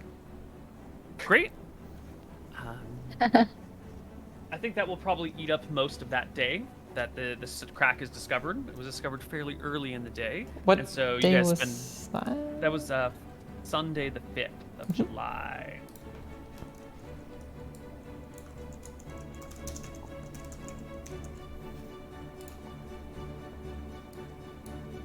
Does this world have compasses? Lodestones are a thing. That's like a natural magnet, but they are few and far between, and their application onto a proper compass is also sort of a rare thing, and it's surprisingly difficult to get a compass to work properly. Our modern compasses are fucking awesome. So generally speaking, no, but technically speaking, yes. Like, there are some places where you can find them. You might be able to find a compass all the way up in Fairport, maybe if you're lucky, but it would be a low chance of it happening. I was just thinking of like, if another one of these is found, like, it's difficult to tell direction in a tunnel, and so like, if we can calculate the exact direction, we could like calculate where they intersect or something. But that requires like knowing the exact direction, which might require a compass. Which Yes. Interestingly, there is maybe another solution to this. Dwarves have a racial trait of being able to keep their sense of direction even when moving underground and through complex areas. They can even, they're also pretty good at detecting their depth. No one really is sure how it works. Some people theorize that it might be like, you know, an air pressure thing, and they can just feel that they're deeper and deeper. Other people think like it's a magical sense that's innate to dwarves, but they seem to be able to tell, if they knew it on the surface, direction when they're underground, and also relative depth. So without a compass, you might be able to find a dwarf. Have we seen dwarves? No, Okay, so not in you've Trog never Canyon, at seen least. one. Yeah, What you've about not seen one in Tristel? your whole life. Because Tristel's been traveling a lot. I've probably seen dwarves. You're from Fairport. quite I don't know if I'd call it a major port town, but the most significant port town around here. So you have definitely seen dwarves in your lifetime. There aren't many who make their home in Fairport. There's like a few on the outskirts, but you've probably seen some coming through the harbor from time to time. Like travelers. People who are rowers on boats that just happened to stop for a little while, and then they, kept on going. And you would have seen them for a few days while they were in town, and then they vanished again. Yeah, that could be an option if we end up getting deeper in the need to explore them. How long do you think it would take to get to the other side of this crack? Or do we even know how deep it goes? Yeah. No one knows yet. It'll take some time for them to do it, and that'll just be a function of time passing in the game world. So eventually they might find something, or maybe it turns out it's just a boring crevice. Let's leave them to it, I guess. Yeah. Cool. Well, there have been no things happening recently. What would you like to do?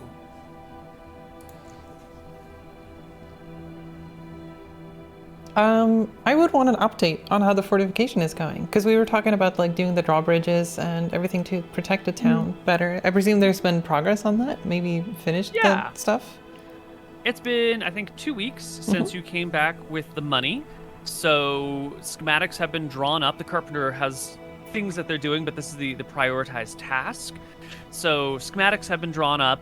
The appropriate people who live near each of these stairwells has been consulted, and it's a bit of a process to completely modify the town. And the first drawbridge is under construction presently. It'll take a while. It'll probably take, how many drawbridges do we need? We need 1, 2, 3, 4? Yeah, I think 5. There are 5 staircases that lead down. And the expectation is that each one will take 10 days, so maybe 50 days from now it should all be done. Yeah. So that makes it hard to count. Okay, fine. Divided by 7.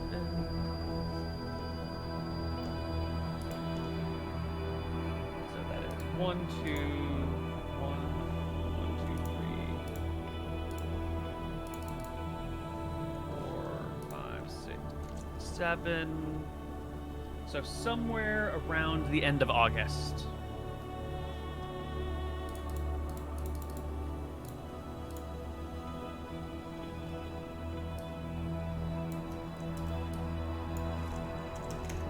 Somewhere around the end of August, it should be the completion date.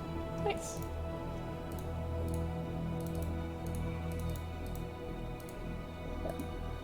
Okay.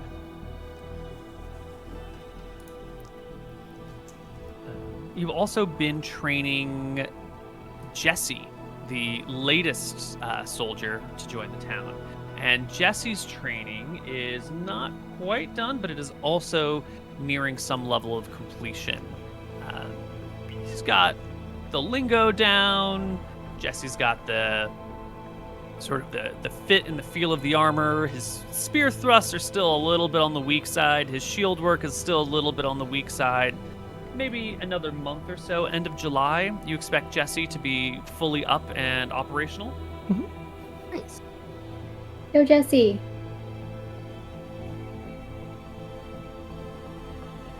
Love to see it. And now I've got just a little bit of backstory questions I'd like to ask Tristel. Would you tell me what it was like being a half-elf in Fairport? I think we discussed that your mother was the human who lived in town, and your father was the sea elf. What is that? What was your mother like? Well, yeah, I would say that she, the like stereotype of like when my husband returned from war, she definitely always like expected him to come back, and he never did. Never has. And so kind of more, I don't know, not really here, like definitely kind of always like somewhere else mentally. So I'd say Tristel and her have that in common, always kind of like looking for something. So yeah, I'd say the relationship maybe not like totally positive, but like definitely still like a functioning parent relationship. But I'd say growing up as a half elf, maybe less about being a half elf and more about the circumstances and the father not being there and nobody really seeing my mother after she had me. She would stay home, raise me, and so there's maybe some whispers about that, or anytime she went out, people gossiping. But I'd say I was treated fairly well. Definitely, my charisma and skills singing got me where I needed to be. And I take it your mother is presently alive? Yes.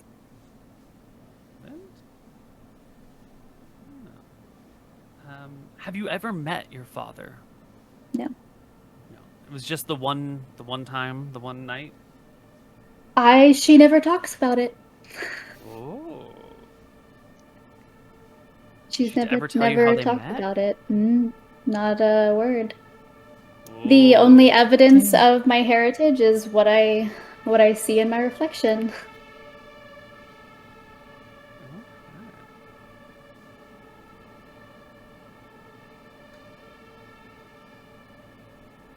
Okay. I just want a little bit more background on you. Yeah. So rest of the party, before we take our break, let's try and get some sort of direction. Even if your direction is we're happy and we just want to rest in town and have a good life and wait for more things to come. What Yes. do you want to do? Where do you want to go? What is the next step?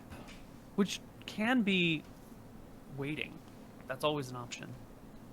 So I think open threads that we have right now are the town being sacked to the north. We could check up on that town, see what's going on there. That was with the Draconians, right? Yeah. And there's also the swarm of Draconians that I didn't actually write down in my notes how far away they were, but I vaguely remember that they were pretty far ways away. There's the Draconians that are at the base of the mountain. Base of the mountain? Or... Yeah. Oh, yeah, the ones out Yeah, west that was is what, also another. What was our friend who died in front of us? Braxis? Firaxis? Oh, Thoraxis. Yeah. Right. Thoraxis. Oh, bless. Remember he told us that their encampment was north to the base of the mountain. Right. And there's 120. 120 is a lot.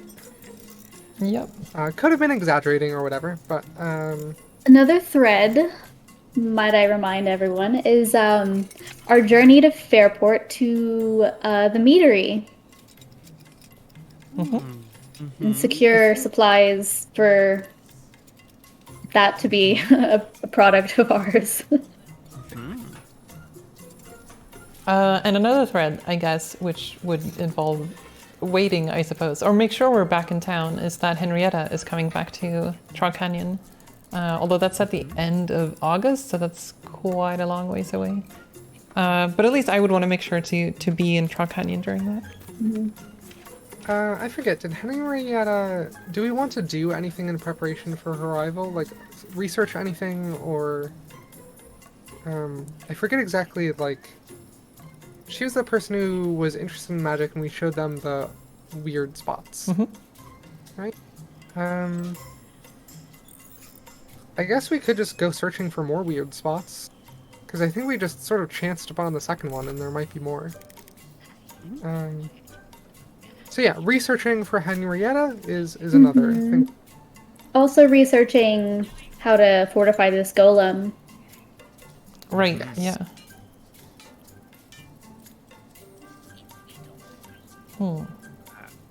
Yeah, it Which sounds I like... don't know where we'd start with that. I think those last two are probably good. Good directions to go in. I don't really want to do the... I think Kyra is given up on the meat thing, and Kyra feels a lot of shame around being away from the town when it was taken over. Oh, right. People died. Yeah. Oh, yeah, that's what happened. Yeah. People died. I'm holding a candle for it. Let us make an agreement. If other business brings us to Fairport, then we could maybe make a little something happen on the side. Well, I mean, if we are looking for ways to, like, if we want to find ways to repair the golem, we would need to find someone with expertise that we don't have. And going to the nearest largest city that's still standing would be one way of finding someone who might be able to help with that. Yeah. Do any of us have any insight about, like, golems or their history? I guess another question is, like, do we think that people at Fairport might know about golems? Is that a chance? Well, It's possible. There's a lot of travelers, people coming in and out. Maybe someone's heard stories, even if they don't know. yeah, that's what I'm thinking too. Like, because there's a lot of travelers, we might be able to find someone. Maybe not someone that lives there, but yeah. So Fairport is a fair way away from you through rugged mountain areas. There is also that town on your map that's labeled Khyperia, which is, on the map at least, equidistant from Fairport, which is through plains. Seems and a lot easier to get travel. there. Yeah. Again, Yeah. this map is not exactly to scale, so there's this kind of a question mark over how far that distance really is. But at the very least, it seems easier to travel there. So if we want to find new people, then I guess that would be one of the places we can go to. And that's easier given that the other one, we have to like either cross a huge number of mountains and hills. Or go to the or coast water. and sail, yeah. I think I'd probably prefer to do some research first before going on that other research trip, I guess. What do we know about Khyperia? Nothing. Literally nothing. It's just on this map. Yeah. That's a fair point. We know what it generally is in Fairport, so I'd be interested to see what's this town we know nothing about. Well, we could ask the innkeepers, right? Because they drew the map. So they know something about it. And That's- they are happy to tell you that this map was left here by a former traveler who came to the town years ago, stayed here for a little while. This was one of their possessions, and when they left, it was just like found under the bed, you know, probably dropped and kicked without them realizing. And they always expected the traveler to come back and pick up their map, and they never did. And so then they just kept it and, you know, put it up on the wall because it was kind of nice. Are there any scribbles on it where you could like tell that think it's someone neat. didn't like a place or wanted to go to some of the places or? Okay. No. It also looks unfinished because it's this big like sheet of alpaca hide that's been bleached and then has been drawn on and painted on to kind of give it some color.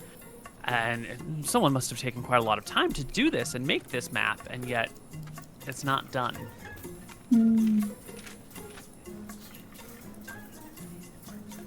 They really did just forget it.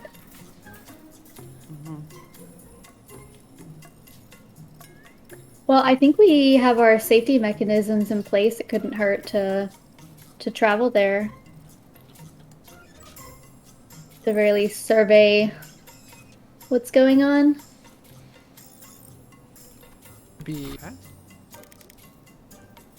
So let's take our break. When we come back, we'll set out for adventure in some way or shape or form.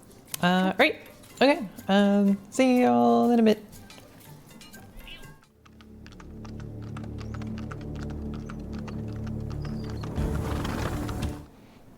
Hello, everybody, and welcome back to Embers of the Wilds, now featuring adorable cats.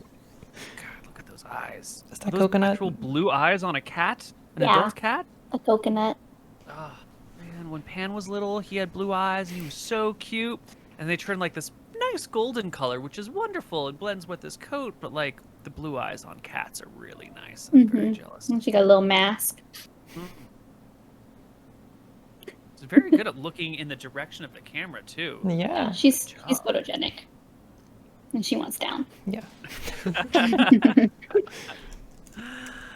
All right, party. We have a list of things that you sort of want to do, and I think you guys have a rough direction you want to head in. Do we?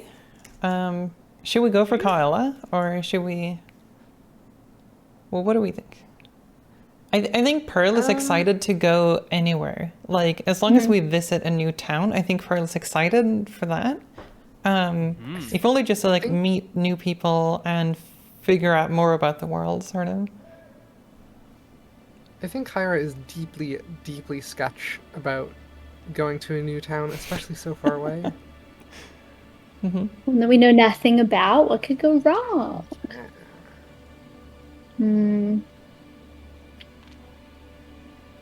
Yeah, I think Khyra would prefer to do things like see if there's any more magical anomalies, do some local research, because there's still a lot of stuff to figure out around town. Yeah. Yeah. Alright. So, magical anomalies. How are you going to search for these? Yeah, I guess Tristel is the one with detect magic, It so We do know that the magic was higher in that cave. So what if we like go like on top of land, not underground, and like in the same direction that the cave was going, and see if we notice any anomalies above ground? yeah, I was just thinking, looking around Pearl's spawning point, seeing if we can find any more. Doing some systematic search, but going above the cave sounds good too. Okay. Do you guys want to pick one to start? Me. Pick a what? Oh, pick one of them, or Pick one of them to start, yeah. geez, I don't know. We can roll for it. 1d2. I like that. If it's a 2, we do on top of the Coin cave. If it's a 1, we do the other thing.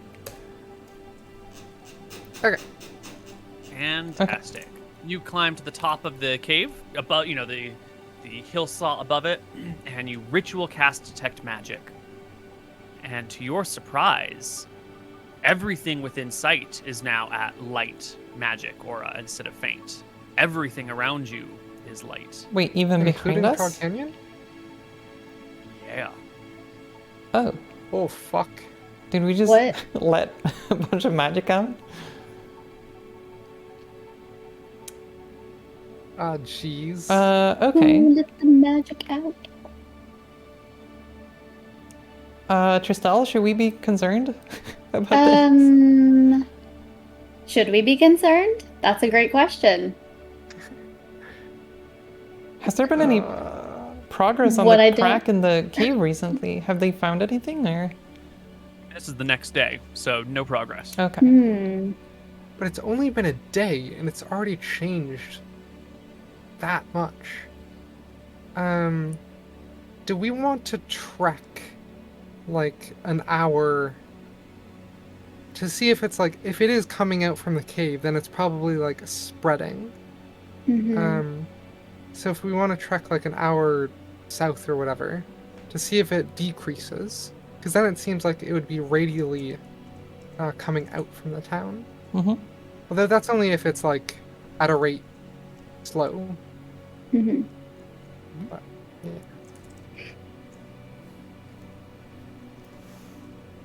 Want to do that? I'd say yeah, we can see how far it extends. It does beg the question. It almost makes me wonder if maybe the mining is where some of the magic came from initially, Yeah. since we know they've mined in the past. But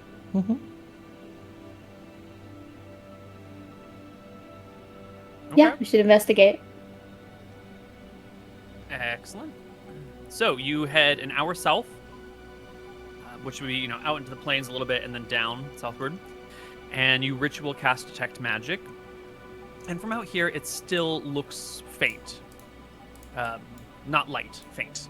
The original strength of magic out here. Well, fuck. That's not good. So it that does means seem it to be probably coming is- from the cave. Mm-hmm. Oh, jeez. It could be fine. Should we? I guess I don't know. I'm not sure if it's a good or a bad thing, but should we ask them to stop mining? Maybe. It seems kind of scary, but I don't know what this magic does, apart from So might existing around us. my worry is that I might attract additional creatures. That's my thoughts as well. Poof. But can we even stop it at this point? Yeah, like how is it Put it back technically possible to like airtight seal something?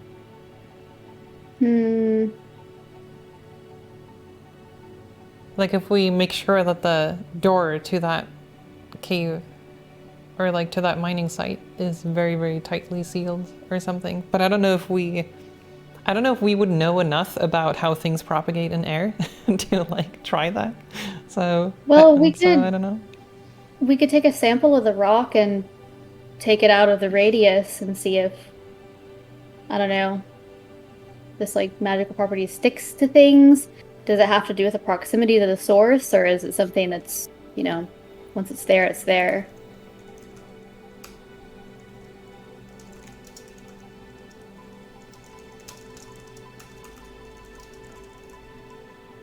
Because if it's there, then, well, it's there, but if it has to do with maybe something inside of the cave, then it could be possible to seal it back up.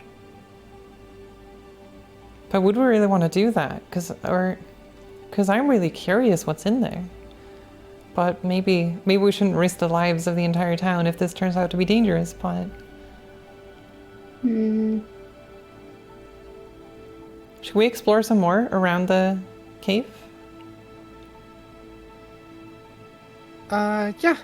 And then later probably check up on those stronger points to see if they've gotten even stronger or if anything weird is happening with them. Oh yeah, the orbs. Like if they've been affected by this. That's a good point.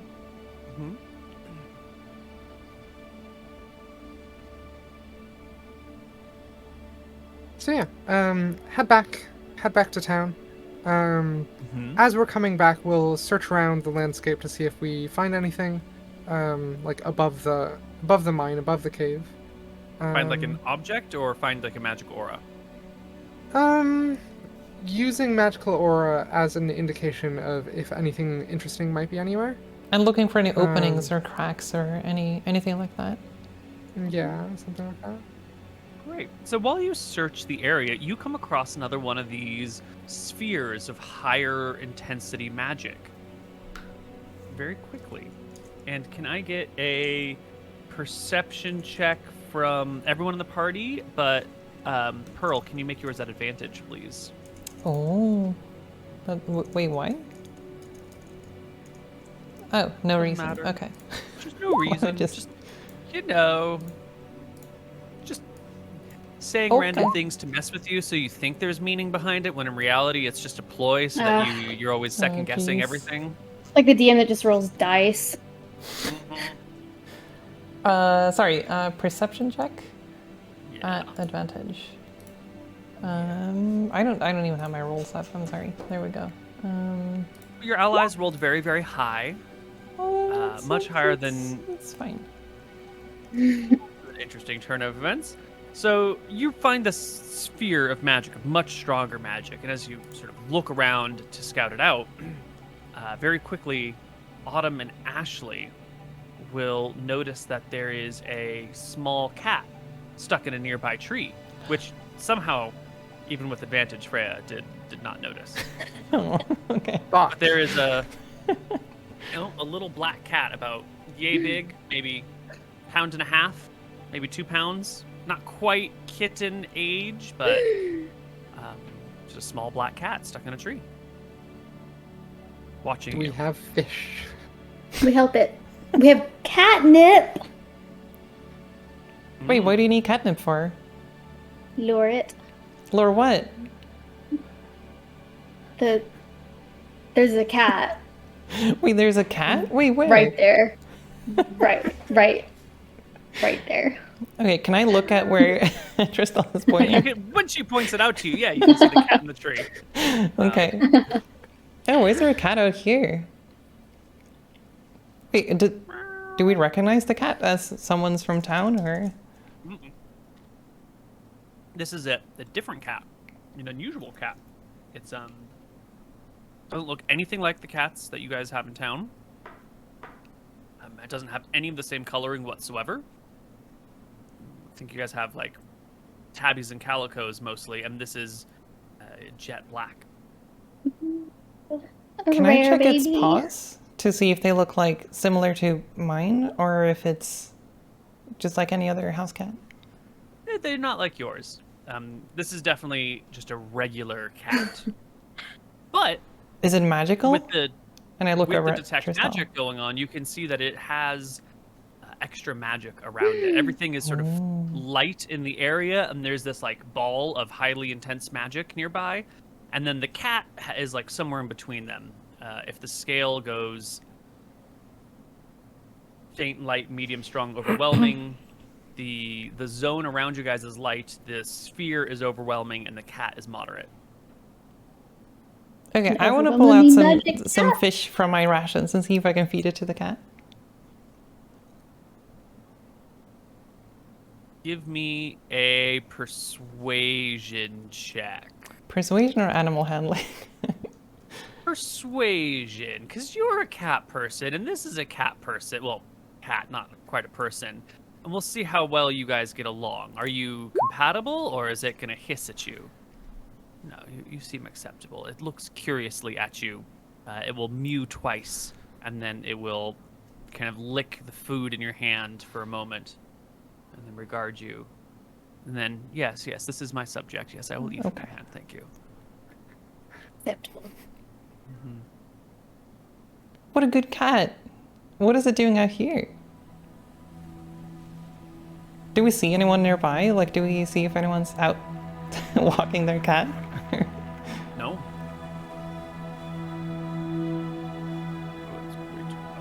Walking. You know? No.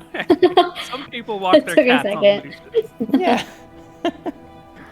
Who would walk their cats? Like Jeez. rope. Whoa. Strange people. Ridiculous maneuver. Yeah. One of my cat's actually tearing some maple. Okay, sure. Yeah. But this is definitely an unknown cat. You would know all the cats in the neighborhood. There's not that many people. There's not that many cats. Does it seem is scared? Or does it seem Okay. kind of chill? It seems a little bit terrified, but it seems comforted by your presence. Could have gone the other way. Could have been made even more afraid, but this bigger, larger cat seems to be calming the small, tiny one. Give it catnip. I can't give it catnip. Make it love us. It's too young Make for it love catnip, us. okay? This is dangerous stuff. That's right. I don't think it works on younger cats, to be honest. They're already insane. Their palates are not as refined. Okay, I think I will continue feeding it and see if it can, like, see if it'll be friendly with us and maybe hang out as we still scout the area for magic and whatnot. Yeah, it'll sort of hang with you. Like, it won't follow very quickly, but it stays in your vicinity. You know, you walk away, and a few moments later you look back, and the cat is now just, like, lounging on a rock, still in sight, but, like, not following you. It just happens to be near you. Doesn't Totally want, not you know. following, yeah. Right. It's liked this spot near where you were. We are going in the direction it was already going. Exactly, yeah.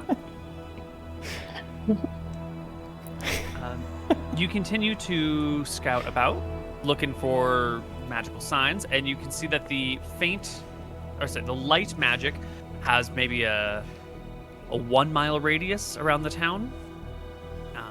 And it does seem to be centered on the town. You go like a mile up the river, you go a mile down the river, and that's about where the zone changes. It's it's a bit of a spectrum change, but that's sort of the endpoints. Well, butts. That seems dangerous. I'm a little bit worried about having a magical hotspot in town. We should bring the cat to Lydia. Do you think she wants another cat? I mean, like, not... I think or- she is the local weird cat expert.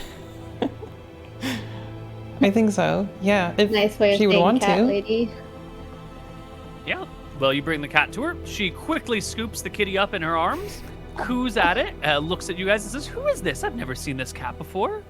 I don't know, we found it, like, out near the cave, about a mile out or so.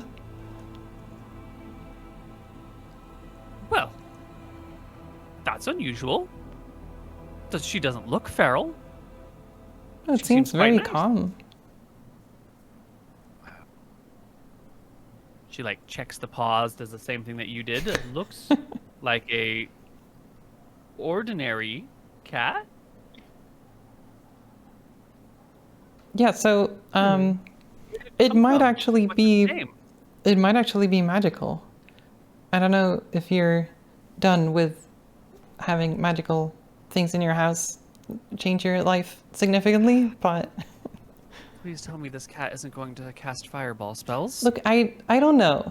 I don't know what kind of cat this is. We just found it in the forest, and it just seems very cute. And wouldn't it be kind of neat to keep it? Does it have a name yet? It doesn't, no. Not as far as I know. I mean, we still don't know if it's someone else's cat or if it just lives on its Certainly own no somewhere. one's cat here. Yeah. And there's no way a cat this small could make it from another town out to here and still be this kind. And look at its fur coat. It seems well treated. But I I mean, guess if we cats call treat you their own Pearl, fur. They can handle that. I guess if we call you Pearl, we should call this one Onyx or Jet, or it's a good name for a black cat.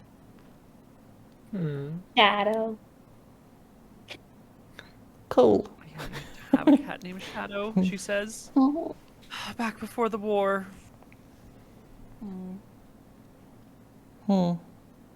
Maybe that's too sad then. Yeah. It might be a little much. So is it still magical now that it's no longer near the magical aura? Yeah, you can cast your spell again, and it does seem to be less magical. Now it's like halfway between light and moderate. So it doesn't look like the Neat. cat itself is magical. It's more like there's been some residue left on it, sort of. So the cat appeared? Did it? Or did it just happen to be there? Although I guess I don't know where it came from. Oh, that's interesting. So we do know that the magic fades off of things. It doesn't just stick there. Oh, true. Oh, yeah. Once it's gone away from the source. So, So it's whatever an the cat active was source, doing, or- I think it's hard to say with the cat. And It's is possible there it could have appeared. The men are a not co- too dissimilar from you, Pearl. Well, Is there a causality? So, is there a causality link between the mine and this cat, and which direction is that causality going? That's the question that's on my mind right now. Are you asking if the cat created the magic or if the magic created the cat? As in, like, is us discovering the mine and having that fresh air blow out, did that cause the cat to appear and that strong aura of magic? Or are they completely unrelated? Because the former is quite spooky, but the latter is less concerning. Oh, you're worried But it we... would be a coincidence. Yeah. Are you worried we've spawned thousands of cats in the forest? No. Oh, that would be so amazing. An indication that other more nefarious things might be happening. In the meantime, I'm gonna give the cat some more food and some water and give it some pets if it wants pets. Yes. Yes, it does. It would love some pets, actually. Hell yeah. In fact, why did you even stop? Please. How dare. What about obsidian? Ooh, that's a What good a- thing. That's so What a many cool- syllables, though. But that's like it's so powerful. Look at this Mysterious. powerful little being. Mm-hmm. I'm like arguing this out loud, gesturing at the little kitten. We could call her Sid for short. Call her what? Sid. Sid? Wait, don't we already have someone named Sid? No, we don't. We have so. Jesse and James, but no Sid. That's true. Yeah. I like it. Obsidian it is. I assume you brought this to me because you're giving me this cat, right? Well, this is our cat. I'm not sure if I would be willing to say that it's your cat, but Excellent. okay. She just hands the cat back to you. Oh no, I wait. expect you to pick up I don't know after if I can it, do pick that up right after now. it. I was just Nope, thinking this is it your can pet. stay Nope, at our it's your place. pet now. I'm pretty busy right now. I don't know if I can do it like. Someone must be responsible for the cat, and if it is your cat, you are responsible for it. You don't get to have the cat and Well, then have me take care of it. I am okay. not your cat's caretaker.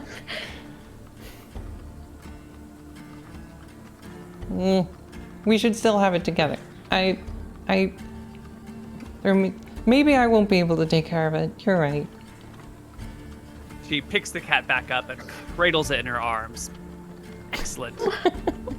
It's feeling a little empty nest syndrome anyway.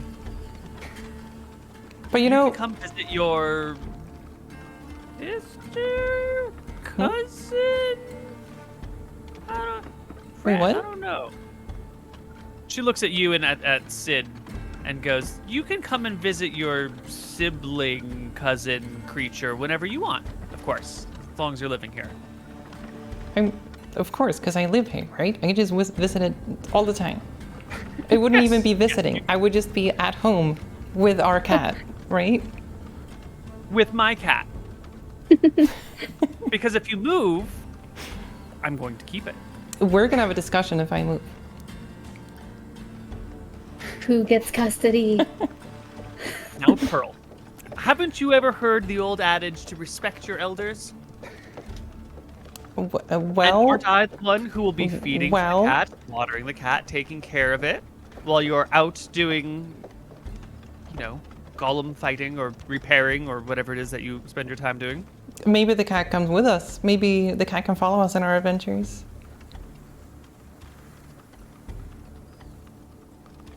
So be it. If you have an adventure cat, then have an adventure cat. But okay, or can it stay here for just a little while so that we can make an informed decision? Yes, I will care for it. But after a week, I want to come to some decision about... I don't want to have a fight with you in 6 months. Do you want to leave and go back to your house, and then you want Sid to come live with you after I've already bonded with her? Okay? I don't want to love another cat and then have it leave me again. I mean, Sad. our neighbors can take care of them. If you're worried about getting attached to it, although maybe our neighbor is going to get attached to them because they... I want to get attached to it. fine. It's fine. This is neither here nor there. Your friends don't need to hear us argue. This is a family matter. I shouldn't have been so forceful in front of company. And I like suddenly realize that both Tristel and Kyra is here, and I'm kind of embarrassed, and I'm like, oh, I'm sorry. Tristell's not paying attention. She's like picking away on her lyre, like trying to come up with melodies about Sid, Obsidian the Fearsome.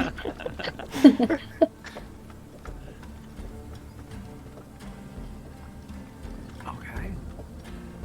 I think Sid likes me a little bit more, though. Look at Sid. I, for like, one, Pearl. love the idea of an adventure cat.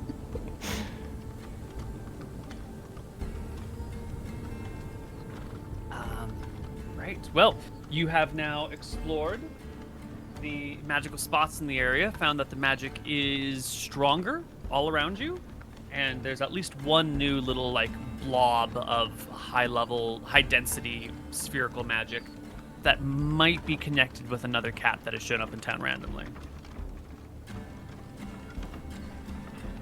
Can we find more cats? Just being on the lookout for cats? I will let you know if you find any more cats. Definitely. It's on the radar. Yep. Hopefully you can be perceptive enough to see them, Pearl. I'm going to spend 80% of my passive perception in cat detection. Noted. That's just like, yeah, cats on the brain for sure. Yeah, underneath the dragon's foot, there's a cat. You know, don't Oh, worry that's about so the dragon cute. here, but there's just a kitty. Yeah. That's so amazing. A dragon, but it hoards cats. Oh my god. The old cat lady dragon style thing with just like 100 cats. And you have to bring tribute to the dragon, but instead of like bringing princesses or whatever, you just have to bring cat food because like the dragon keeps running out. That's all it does is hunt things for cat food. And scooping Don't the bring me sand for the magic giant litter items. box as well. Oh, Bring me little stuffed toys for the kitty. That's your tribute.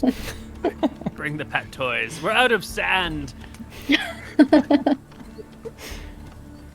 dig this dragon idea. I might steal it and use it for a future campaign. do What do you mean a it, future do it. campaign? That's What would this amazing. Yeah, fair point. Yeah, that's true. I wasn't planning on putting a cat hoarding dragon in this campaign, but there's room for it. There's always room for it.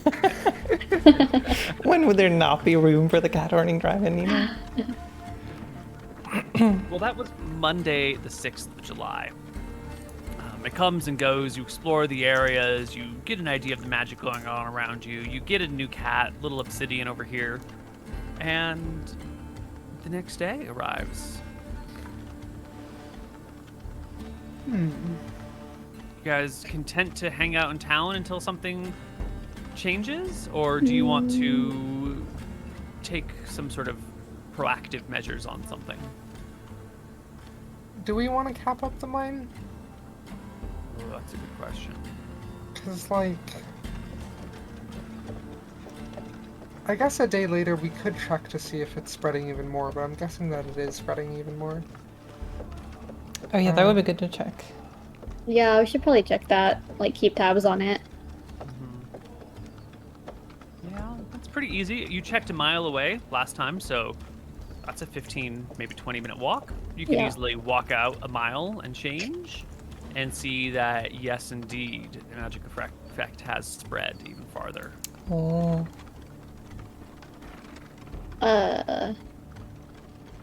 Neat. Yeah, I guess let's go check out the mine. Yeah, how are things Sure. going? Very well. There is a high density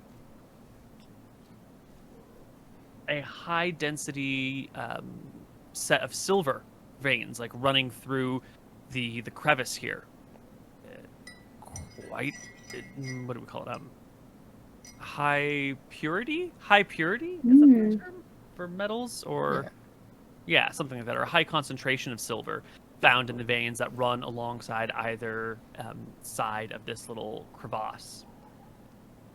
So the miners and Mayor Barnaby are all pretty excited about this.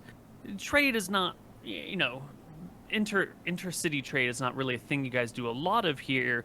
And Barnaby has been sort of stockpiling ingots of iron for that one time when someone does come through, or that one time the tribute needs to be paid, or commerce is going to happen.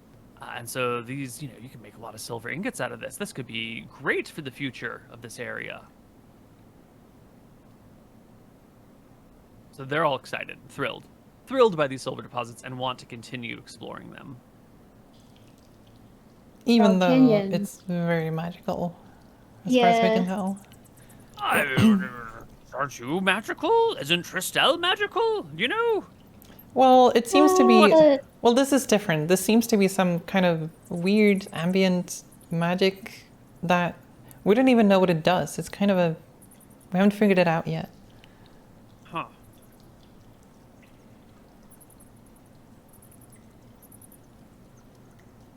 So, until you do, we should keep the mine running.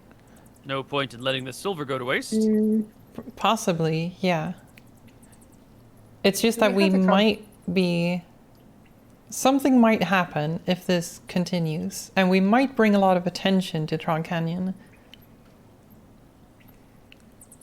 But maybe that's okay. Aren't we already the subject of attention? Didn't those weird creatures that Thoraxis and Braxis come through town? Yeah, I guess that's true. Yeah, maybe it's okay. Maybe it's fine. We do have Greg. That's true. See, it's all taken care of. I wouldn't worry about it too much. Besides, there's silver in there. How much silver is there? That seems like a pretty big one in the wall. Yeah, I mean, look how far back it goes. It's hard to tell at this, range if that's thick silver or just a thin sheet of silver. Who knows? We'll have to explore to find out. Can I see deeper? Because dark vision, or... Yeah, I mean, they've got like lanterns that they can hold up to the crevice to shine plenty of light down there. And you can see that it goes back maybe probably 30 or 40 feet before the cragginess of the crevasse blocks the further view. But wind does continue to very gently blow out from this area. Do we have the concept of an airlock? Like 2 airtight walls and 2 doors in each of them? I guess you could create such a concept. That doesn't seem unreasonable. You would have the idea of locking someone in a room and being able to... You might have that concept for transferring prisoners, for example. Yeah, so preventing as much, some air is going to come out anyway. But just reducing that significantly. Yeah, creating a barrier for sure. Yeah, I think that would be good. But mining could still continue with that, but it would significantly reduce the amount of air flowing out. And potentially a barrier for maybe the magic to not leak out, which is what we are concerned about, attracting attention. Yeah, exactly. That would make you rest easier. We can install an extra set of doors. Yeah. Done. And I guess actually leather and whatnot probably is pretty airtight. Oh, probably, yeah. Leather's just skin, right? So that's airtight. Yeah. Yeah, Like a because we flap. make a water skin out of it and whatnot, so... Totally airtight. I'm glad you checked, just to make sure. Okay, yeah, that sounds good. Yeah, they'll make long- doors. They'll line the doors with leather to kind of create that airtight seal that you want, and install it. Neat. Nice.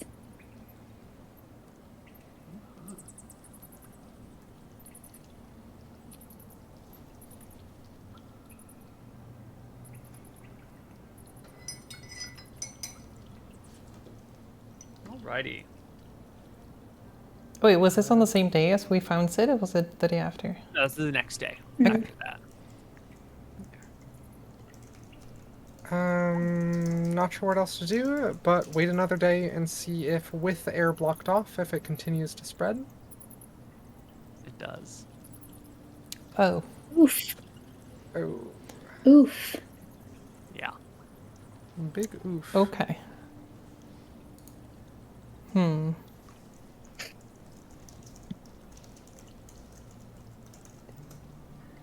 Well, Big, looks like big the oof. cat's out of the bag or something. We can't stop it. Or so I don't know. I don't know what The we can wind's do out of the about it. cave. Hope for the best. It sounds like they don't want to stop mining anytime soon. I don't see what the harm is in mining. If it, we basically just pretty much sealed it back up, and it's still spreading. Hmm. So why not keep mining? Yeah, in that case, we should just just reap all the rewards that we would get And from mining.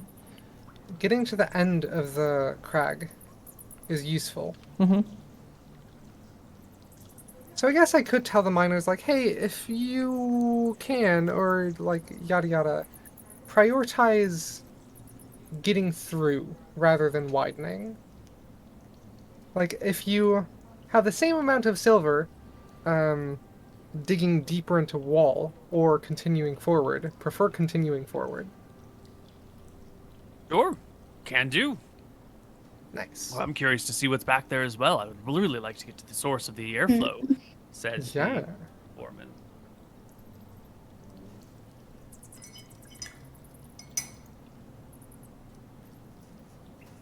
Named Chester. Chester. Mm-hmm. I love it. Cool. So it sounds like you guys are kind of just kicking it in town for a little while. Right? You're not really ready to go off and do anything. You're just going to keep an eye on things, maybe go back to hunting, maybe go back to sheriffing, maybe go back to writing songs, lounging about. That's sort of the vibe I'm getting. I think I definitely don't want to leave when this active event is happening. Yeah. Yeah. I think I would probably I think during some sort of downtime, I don't know if we're doing some downtime now. I think so. But I think I would want to I don't really need to hunt for money right now because I do have the stash.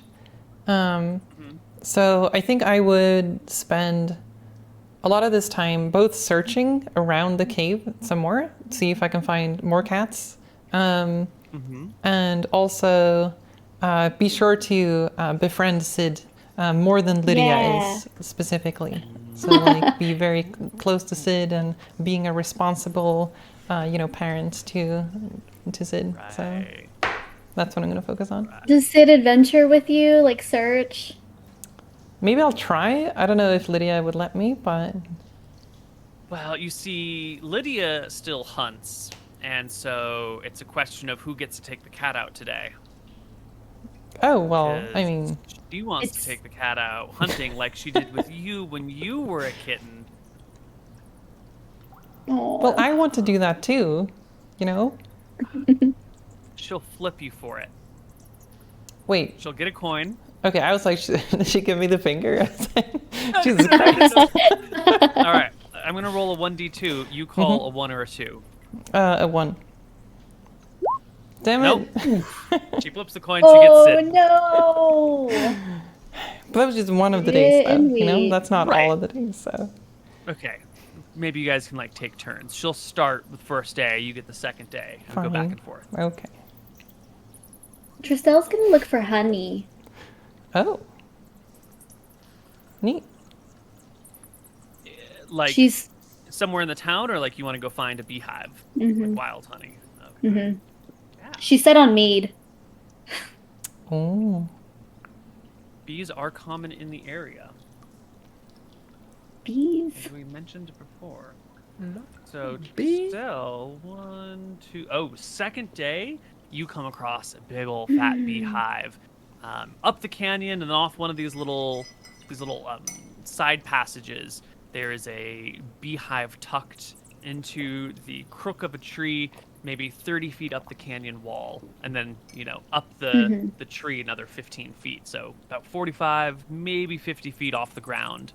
is where this hive is. Are you gonna get the hive? Yes. How do you get a beehive? I'm thinking, could I cast sleep on it? All the bees fall Actually, asleep. The sleep spell sends creatures into a magical slumber. Roll 5d8. That's how many hit points of creatures can be affected. Creatures within 20 points. Okay, so I would say It seems like I'd have to HP. climb up a little. Yeah. Well, the range is 90 Oh, feet. right. It does only last for a minute though, so you'd have to like get in and out pretty fast. But how much Okay. HP does a bee have? It's like 0.01 or something? Right. And It has to be like. Very low. and then you can consider how many there are, and then we can roll for Yeah. that. Yeah. We'll roll us 5d8. Oh, actually, don't do it quite yet. Let me figure out the HP of the beehive. Amazing. There are gonna be. There are gonna be. How many Oh. bees? Oh my god. Okay, I know the hit dice, the HP of the beehive. Please roll me your dice. Right, how many do I roll? 5d8. 5d8. Okay, Oh. honeybee colonies consist of a single queen, hundreds of male drone, and 20,000 to 80,000 female worker bees. So that's how many we're looking at. I don't know how many of them would be out scouting or whatever, but... Can I add a bardic inspiration die to this roll? Can I hype myself up? The bardic inspiration can't be applied to the sleep spell, unfortunately. Okay, I believe in me.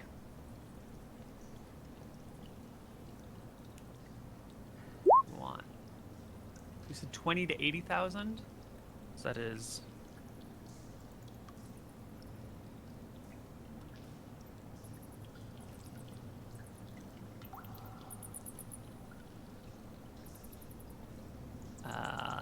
Yes. So you cast sleep on the tree and the hive, and the bees just tumble down from wherever they are and land. I think bees probably have enough surface area that they're not going to die from falling.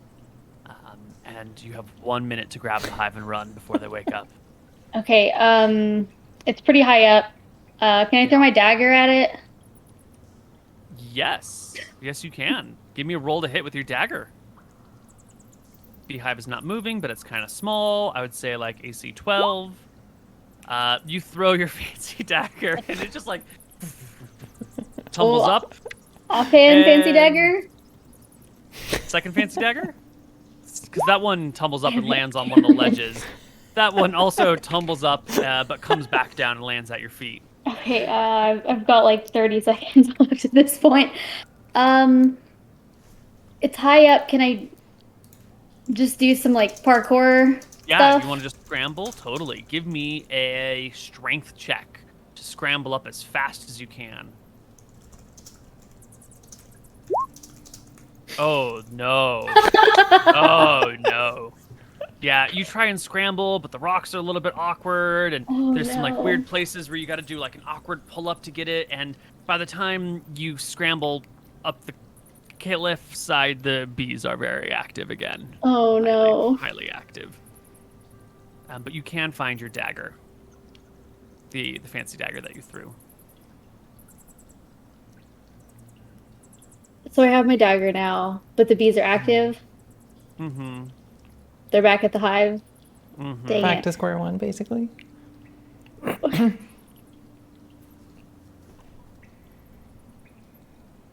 All right, you win this time. Okay.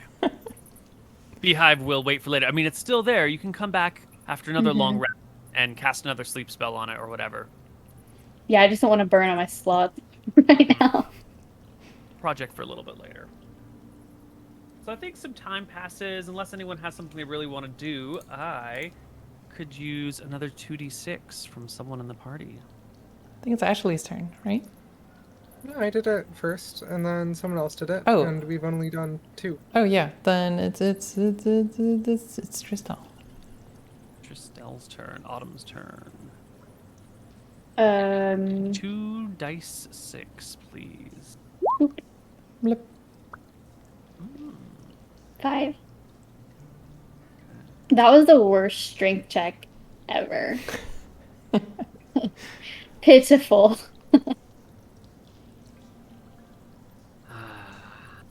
Okay. 1, 2, 3, 4, 5, 6, 7.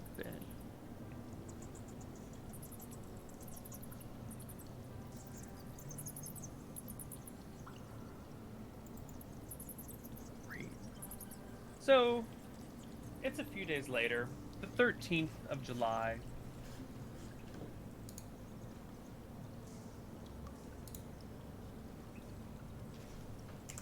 When early in the afternoon, the hunters come running back to town from down the canyon, or from up the canyon to where you are now. They come in breathless, shouting about draconians spotted up the cavern. Oh, Oh jeez.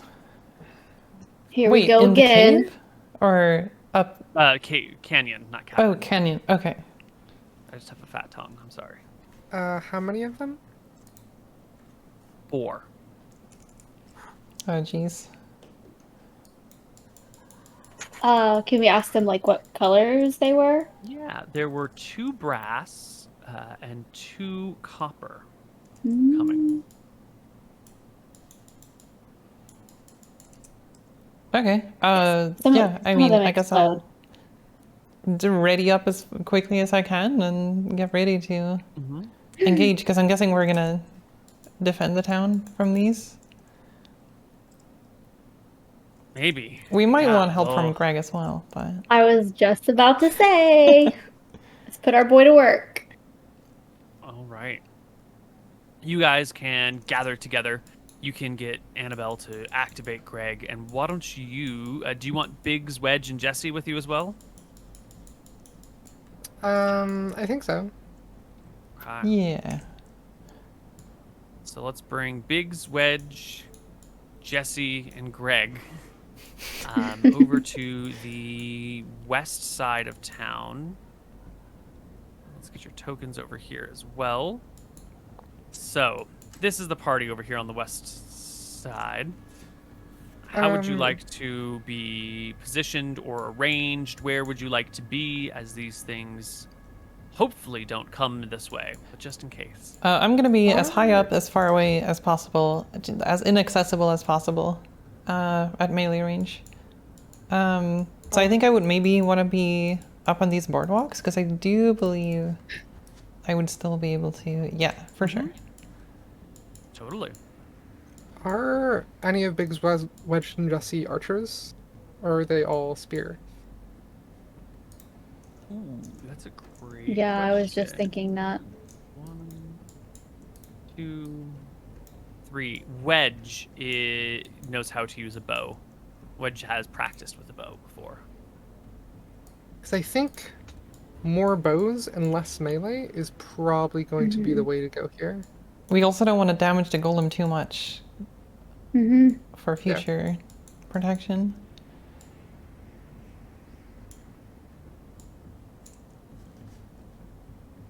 Yeah, so I think we all set up defensive positions. I'm gonna have my bow out, and when I see them, I'm going to try to hail them and indicate that we're friendly and mean no harm and want to know their intentions. Yeah, that's my plan. That's a very reasonable diplomatic approach. Somehow I'm not optimistic about diplomacy with draconians, but sure. What is the range on a short bow? Just want to add it to Wedge's character sheet appropriately. 80/320. Okay.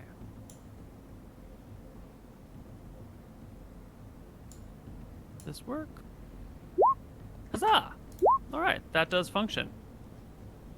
So Wedge has the bow. The others have melee weapons. Why don't you position them where you would like them to be? Position yourselves where you would like to be, and we'll see. Yeah, I think I'm where I would want to be. Excellent. Da, da, da, da, da. Are they coming from out west or northwest? Yeah, they were coming down the western end of the canyon. Excuse me. 600.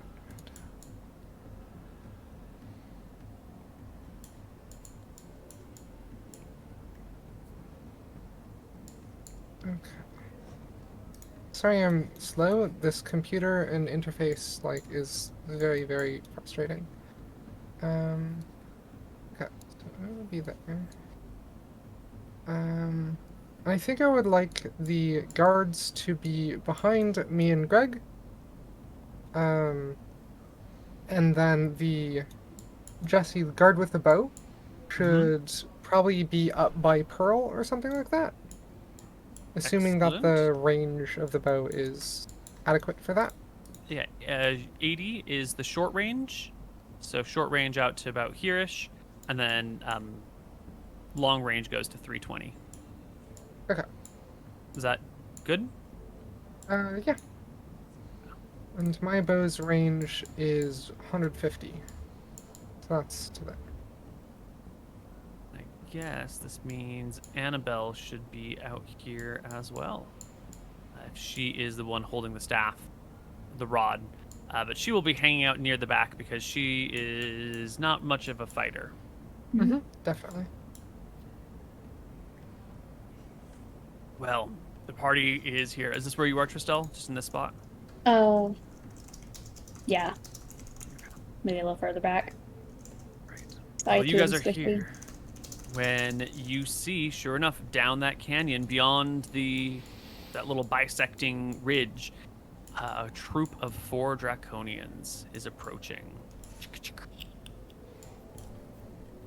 I think you wanted to shout out to them when they came into talking distance, and this is this like 200 feet? Yeah, 150 feet. That's good shouting range. That's like Yeah, I can have a bit of a conversation distance. Yeah, and I have my bow strung and everything, and so I'm not actively pointing at them, but I'm clearly hey, you can see that we are defended here.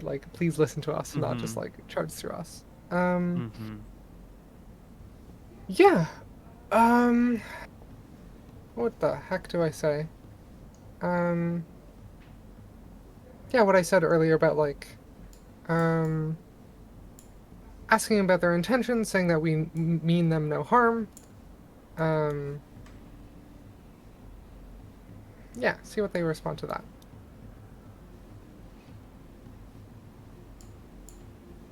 Yeah, what did they respond to seeing about the intentions? One of the creatures calls out to you.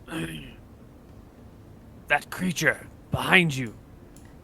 What is it? Looks like a construct. It is indeed.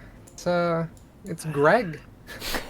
And, please, we mean you no harm, but if you mean us harm, then, Greg here is going to take a problem with that. How does it work? He's Greg. How do you think Greg smashes? If you have a golem under your control, then this most definitely is the source of magic in the region. So you're looking for magic, you say? Creature bobs its head once. And you will give it to us. Happily. Peacefully. Yeah. Happily, yes. Yes, give it to us. Yeah, if you can We find won't where the bring our- magic is. we've been searching for it for months. So, yeah. If you can You'll find let it, us into your town? yeah, as long as you don't harm anyone and have peaceful intentions. I swear it. Hmm. We won't harm a single person in your town. Or construct. Do we need all of them to enter town, really? Maybe just one? Or... Yeah, we can start with just one. How do I know it's not a trap and you're planning to take us off one by one? No, I think we all need to enter together. How do I know you don't have a trap? And you want to invited overwhelm in. us? Yeah, I invited one of you in. Oh. Wait, are they walking forwards? Yeah, they move a little bit closer. I like hold my bow up, and I'm like, "Yo, you're guests here." Okay. They will turn back and convene amongst themselves for a moment.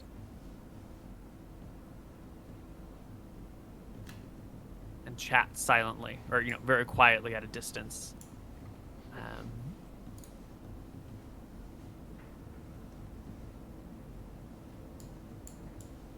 Eventually, one of the Capacs steps forward and says, I've been chosen to find the magic in the town.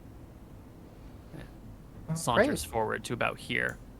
You will lay down your weapons, let me enter, search the place. We will let you search the place. Yes. I'm not sure how you think us laying down weapons would be logical for us, but we will ask you wherever you would like to go in this town.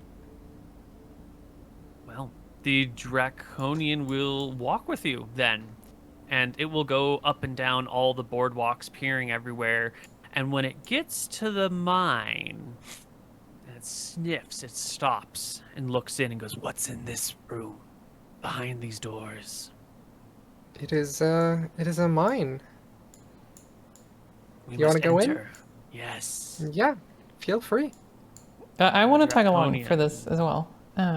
Although I guess some people should keep watch on the other Draconians to make sure that they don't sneak around. True. So are the three of you following the Kopic while leaving Biggs, Wedge, Jesse, and Greg and Annabelle to watch the front? Or maybe I should stay I'll behind. Stay. Yeah, I mean, I was gonna volunteer to stay as well. Okay. Okay. So the two of you stay behind. Just checking. Kapak are the poisonous exploding into poison clouds one. Yeah. Yes. Lovely. I mean, I'm already near the mines, right? Or was it the records Yeah. room that was the... The records room has been sealed off. That is Right, no longer okay. accessible. The current present mine is on, I think I said south earlier, and I think the mine is actually this building up here. I think it's on the north side. I think I got my directions mixed. This is the mine. Could you ping? Right up Oh. here. Oh, gotcha. Okay. Yeah.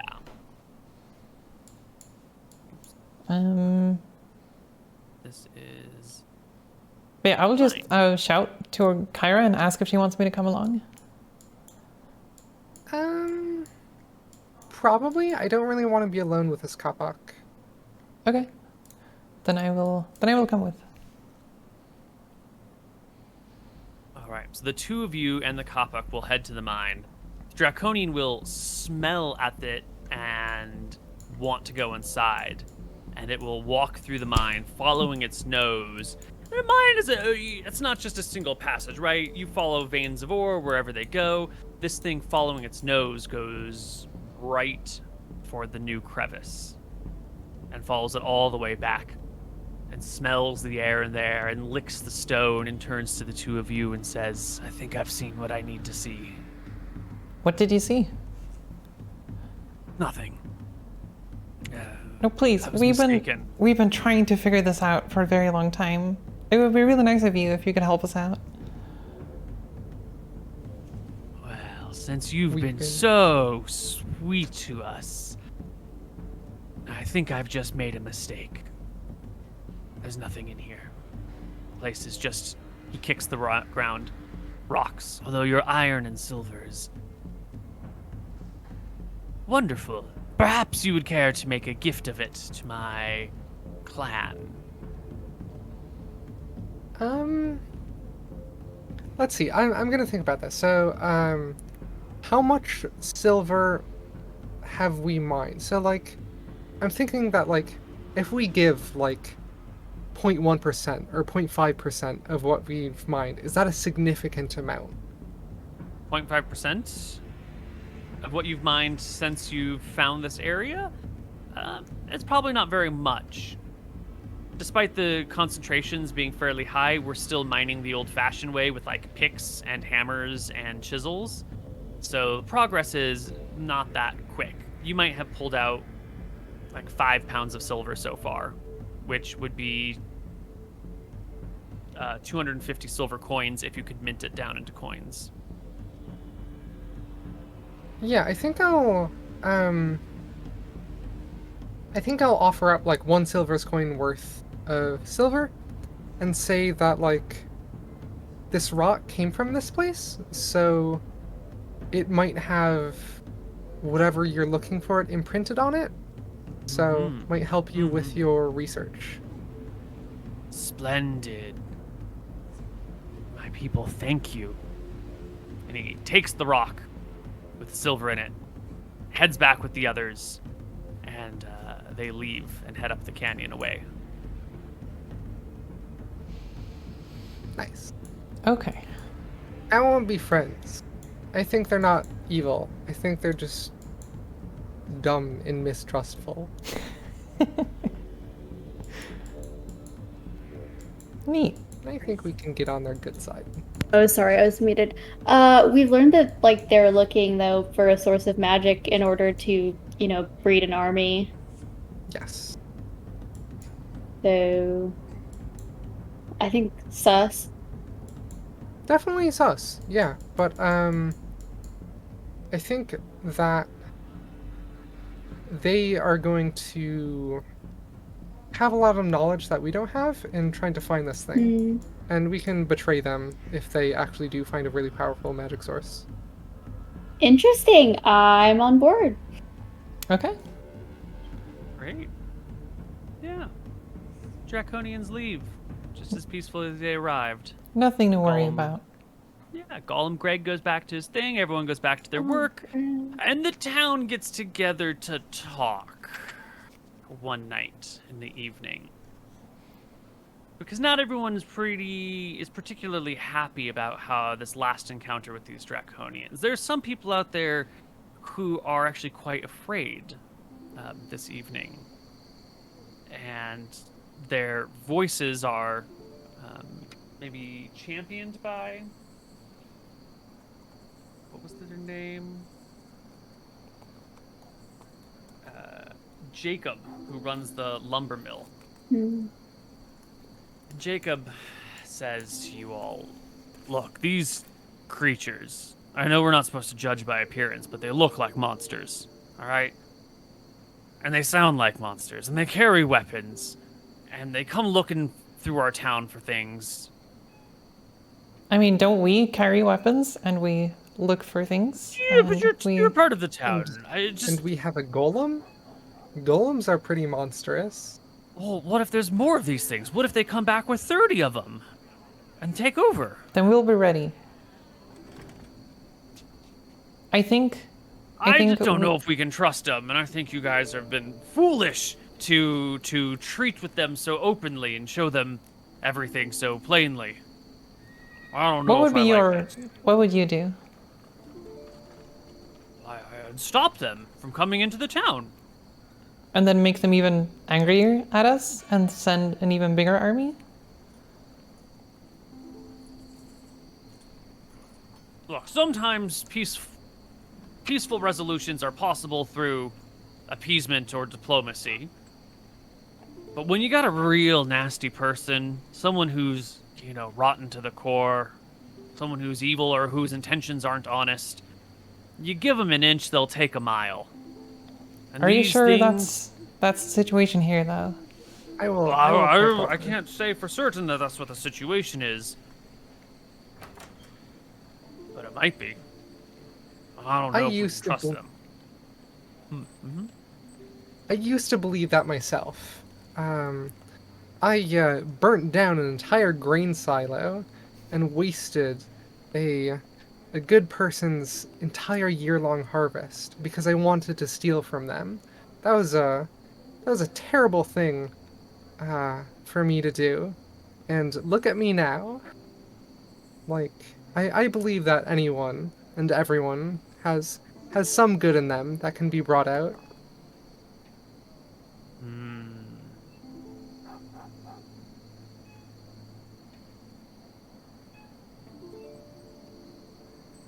You think they can be good people, huh? Is that just faith in the world? It is the truth. I believe this with my whole heart. We should give them a chance, at the very least. Just like the people in this town give me a chance.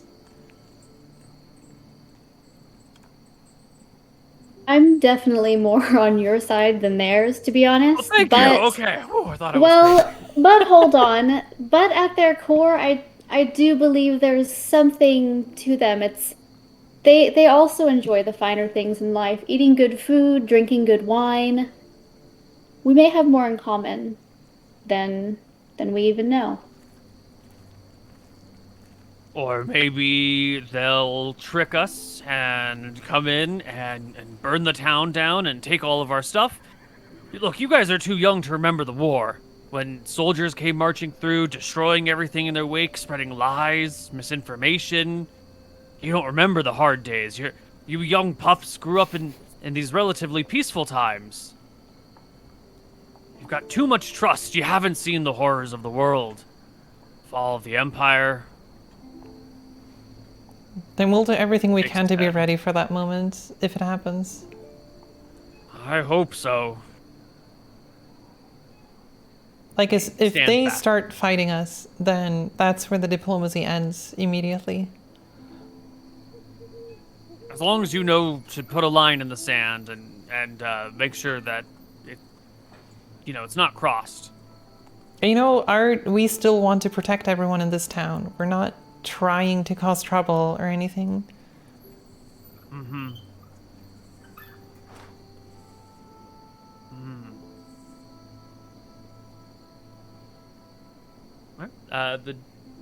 The lumberjack, lumber mill owner stands down and chills. Some other people voice their concerns, but it's all in that same sort of vein of these are strange monsters who look like they want trouble and who we've fought with before, and we just don't really trust them. And I guess the decision comes down that you guys are gonna try to be friends, and that gets accepted across the board. But we're still going to be cautious. We're not just going to Cautious. naively assume everything is fine. So, Like doing things like only escorting one Draconian, having your weapons drawn at all times. Like, yeah.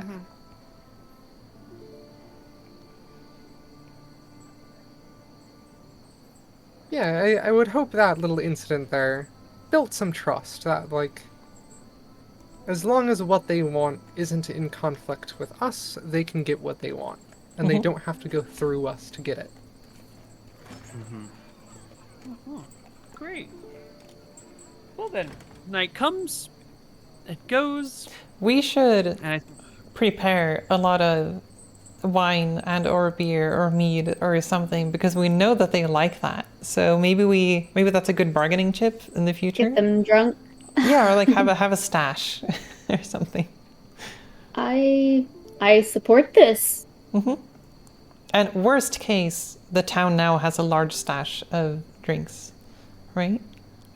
Yes, precisely. Okay. I think that brings us to our wrap-up point for this week. All right. Right? Yeah, 3:00 my time. Yeah. And so we will put a pin in it for here. and come back not next weekend or the weekend after that, but the weekend after that. The 21st of August. Summer is always so hard to schedule things in. It's a tough time. Hopefully, as fall approaches, scheduling will become more easy. And the weather. And Oh the yeah, weather. goodness. Oh yeah, I am looking forward to Yes. no more heat waves. Should be a thunderstorm all day here tomorrow. I'm very nice. excited.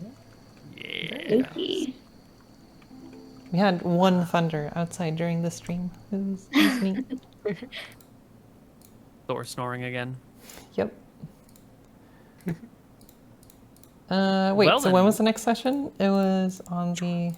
21st. Oh, that's already marked out in the calendar. Damn. Okay, cool. Look at us.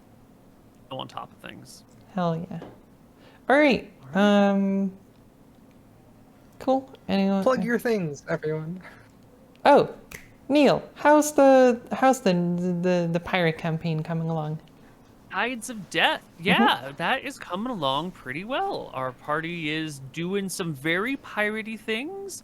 There's this this empire with this white prince who seems to sort of keep things in line, and the more they learn about him, the more he sounds like a monster who is keeping things in line at any cost. And Right. It's a little spooky. So that campaign is fun. You can find that on my channel on Tuesdays at 1 p.m. Pacific, 4 p.m. Eastern. I can't convert further than that, though, because my brain is limited. Can't convert to metric time. Cannot convert to metric time. Neat. How is the... Because I remember you were talking about the struggles of having an evil campaign. Has it worked out well so far with that idea? I haven't followed it entirely, so I don't know how things went. Yes, so far it's working out. So far there has been, like... It's difficult to intentionally be evil, because it's very easy to be like, well, then I can just screw over my ally, and then once you screw over your ally, then your ally screws over you, and then everything implodes and falls apart. You know, evil tends to turn in on itself and destroy itself. So keeping the party cohesion intact while still being sort of evil is a tricky needle to thread, but we've been doing it so far just by having like greater threats or possibilities on the outside, so the group needs each other for the time being, at least, in order to move forward. Nice. So far it's working, but we'll see. You know, pirates. Thank you. That's so exciting. All right. Anyone else have something to plug before we go? No? Nothing to personally plug. But I did kind of want to shout out. I mean, we're all devs here. We're all women here. In the past week, there's been a lot of discussion about what that is like being woman, non-binary, trans, like POC in the games industry, and it's a lot of really important conversations happening. So I did want to shout. Blizzard had their walkout this week, and the organizers outlined a few organizations that they encourage people to donate to. So I just wanted to shout those out, if that's cool. Yeah, of course. Go for it. and You should that's also link it in chat so that people have a link to it. Yeah, totally. I can link the I think a few people are tweeting it out, kind of like what the organizers have outlined. But it's Black Girls Code, Futures Without Violence, Girls Who Code, RAINN, RAINN, Women in Animation, and Women in Games International. So those are some great organizations to support. Yep. Thank you. Yeah. But yeah, that whole situation. Oh, Yeah, my God. I don't want to go into too much. It's a lot, No, but it's fine. it's important conversations, and of course the organizations are talking about supporting as well. Like, I really but hope it becomes a all things. widespread thing and not just like, let's fix Blizzard and then everything is fine. Like, oh yeah, because this is so much bigger than just Blizzard. I feel like this is kind of like unraveling something that's, I mean, we've been talking about this for ages. It's just that now the state of California is actually pulling out a lawsuit against Blizzard and everything. So now they actually care because now they have to do something about it. But yeah, there's obviously a much larger conversation about all of this too. But yeah, I'm glad Definitely. things are getting pushed in that direction at least, so that things can get better. Definitely. Yeah. All right. I don't know if I have anything I want to shout out. Nope.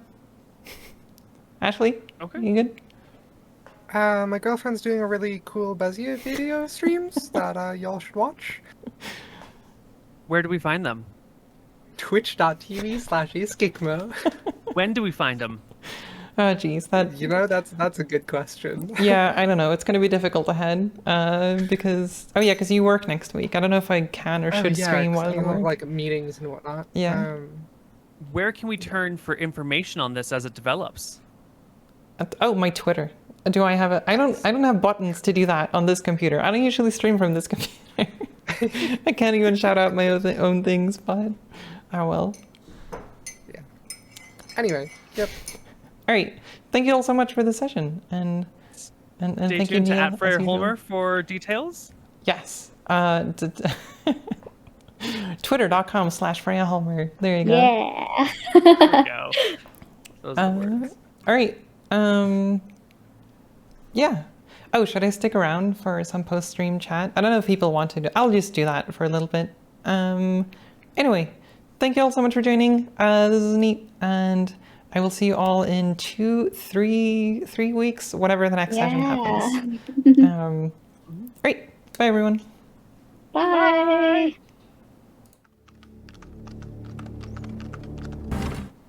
Okay, there we go. I have like half a mug of hot chocolate left, so I'm gonna stick around until that's empty, or you don't want to talk to me anymore. That's the plan. I was thinking if you have any questions or thoughts or whatever. You know, it looks kind of weird when chat is up there. This is a better background. Here we go. You had ideas? About what? Backseat gaming, our session, or? Thor! Wait, where's Thor? On the couch. Being a swimmer. Mr. Thor! He's swimming. Mama! Why is he swimming so much? Swim. I don't know if Thor's visible.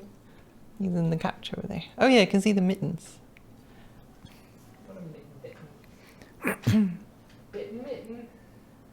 If you don't want me to do it, I'll not say shit. No, it's fine. I don't have to listen to your ideas, right? So, or I mean, I will listen, but I might not do the things you're saying. Hey, Thor. Hey, buddy. Just didn't want you to be mad. It's very hard to get me angry, so don't worry about that. Okay, but that was a neat session. Made lots of progress. I'm a little bit worried about the draconians, but we'll see how it goes. Fine. I think maybe a lie you could tell the draconians is that the golems have always been active, so if they wanted, they can't take it. Oh, like it's bound to the area. Possibly, yeah. I mean, we haven't explained how they work right now at all, so. And it took a long time for us to even understand how they work, so. As soon as there was like a chance of combat starting, I was like, oh geez, I've forgotten everything. I don't know how to combat. I don't know what abilities I have. I don't know how rounds work. Oh yeah, because there was no combat in the flashback episode either. So like it was just a long time ago. It's interesting the fresh air is blowing out of the mine. I have a reason to believe why that is, but I'm not sure if it's right. Right. That sounds like a metagame thing. I'm not sure if I'd want to know that. Like if there's like, oh, there's a known underground creature that creates air. Then in that case, I'd prefer not to know. I don't know. Same. You want a pile of hair?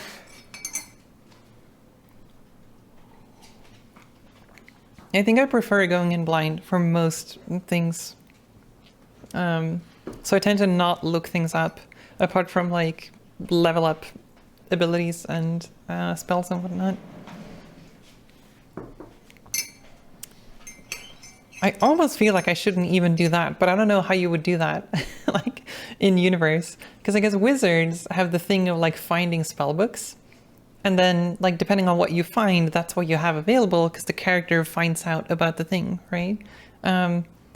But sorcerers don't do that. They just kind of innately know them somehow. So there's this weird meta of like a bit of a disconnect between me and my character of like, I get to pick spells, but Pearl doesn't.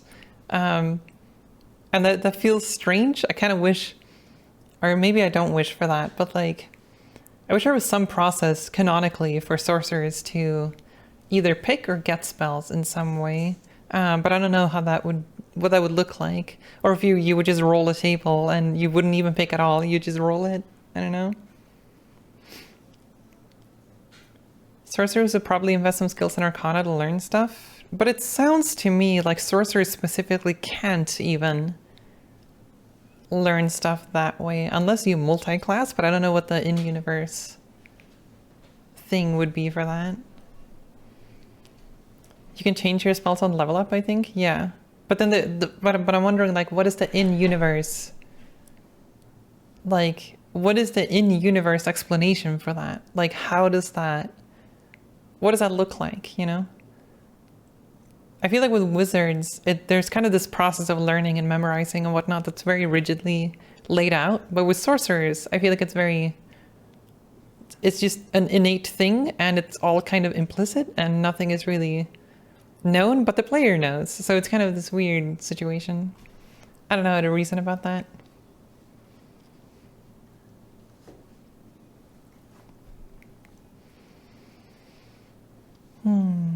I guess Pearl could try develop new ways to channel her innate magic in a specific way, like imagine how it should work. Yeah, that's sort of the way that I've imagined it right now, that like Pearl kind of gets that innate feeling of like trying things. Or wait, am I muted? No, I shouldn't be muted. Yeah, I mean, I feel like it would be something like that I would justify it with. It just feels a little bit strange that I, as a player, can choose all of these things, but then in universe, there's no process for choosing those. It's just kind of like you have it. It's like, oh, okay. Like for wizards, it's a whole process of like discovering spells and then learning them and like doing that whole intentional action. But yeah, I don't know how you would contextualize that. Wizards develop their own spell at each level too, to be fair, not only spell books. Do they? Oh, maybe they do. I guess I just don't know that much. It's assumed they're studying, right? Yeah, I don't know. But it's like, I guess it doesn't really matter that much. I just like it when I know as much as my character, and my mindset is the same as the mindset of the character to the largest extent possible, right? Because that makes it easier to roleplay. I don't need to imagine not knowing something. I just don't know that thing, so it's easier for me to live that, right? And now I just randomly started thinking about how you could enhance this in various situations. Like when Kyra and Tristel spotted the black cat, what if Neil just literally muted himself for me when telling the others about that, and then unmuted Neil for me? Like, stuff like that would be kind of neat. It's a lot of like micromanagement and it wouldn't be practical at all. But it would be interesting, like, if you could somehow design a game where information was kept the same between players and characters as much as possible. Because now there's a lot of like, I don't know, people know things, but I don't know things, but me as a player knows that a thing is happening, but character doesn't know that, so I don't know. It's not that big of a deal, I guess. You always roleplay it anyway, but...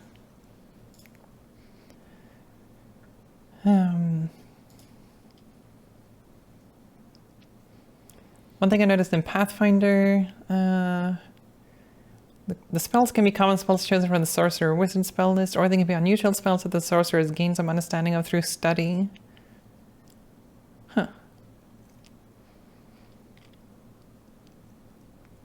What if you always inherently know what you're capable of, even if it's locked, and you can choose how to evolve as you go along? That's possible, yeah, but like, what does that choosing look like?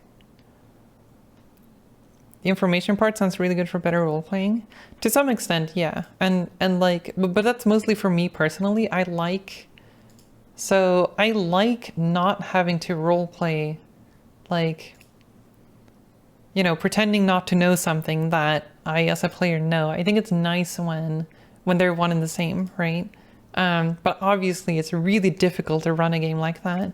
And it also has the, like, another downside is that the more D&D you play, the more you know about the world of D&D, and that's just inevitable. So like, I don't know, it feels like a first time player thing that you can only do well. And then like, I guess part of being a good role player is to like also be able to handle those situations. Like role playing a character that doesn't know things is it should be part of your skill set in role playing, I feel like.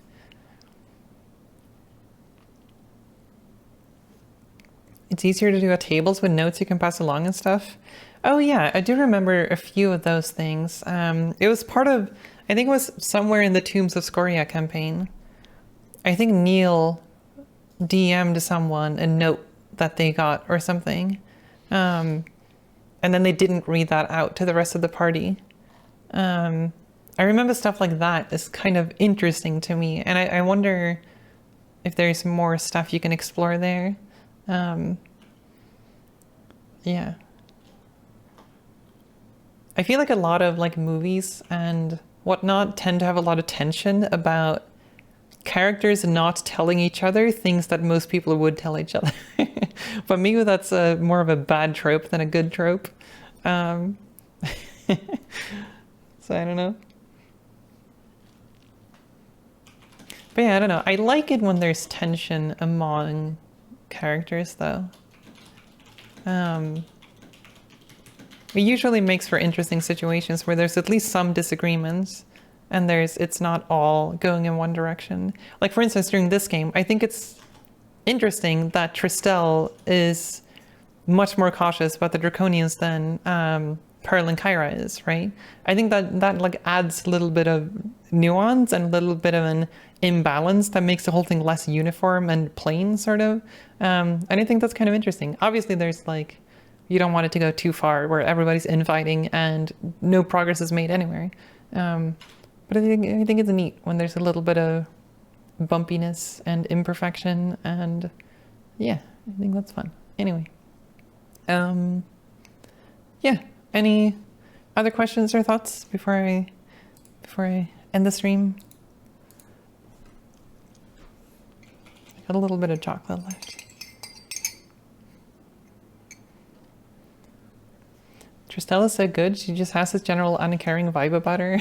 Yeah, it's neat. I kind of like that.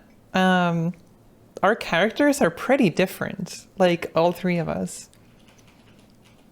Like, I appreciate that part about Tristel as well. I think that's kind of fun. She's very like chillax and uncaring. And that's kind of neat.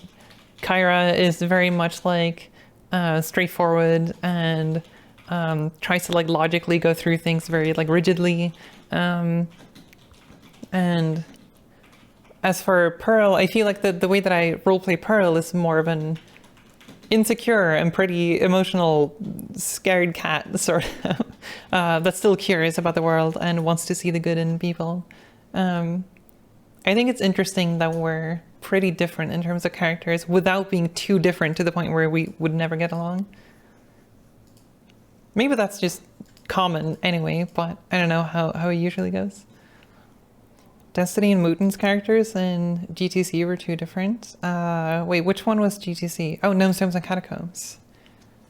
I don't remember Mooten's character in that one. Which one was that?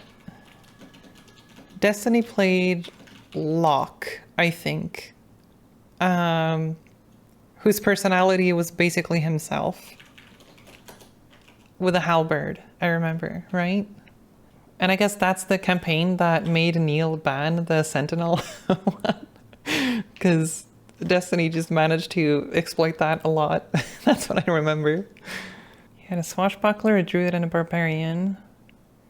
Oh, was that the Chad Barbo? And then Brad Barbo. And then something else. Do you raid people? Sometimes, yeah. Usually I don't like raiding people that I don't know who they are. Casey Explosion has been doing a fundraiser for 11 hours. Yes, I know of her. All right, thank you everyone for joining. We're raiding Casey, raising money for a good cause, good stuff. And I will see you all next time.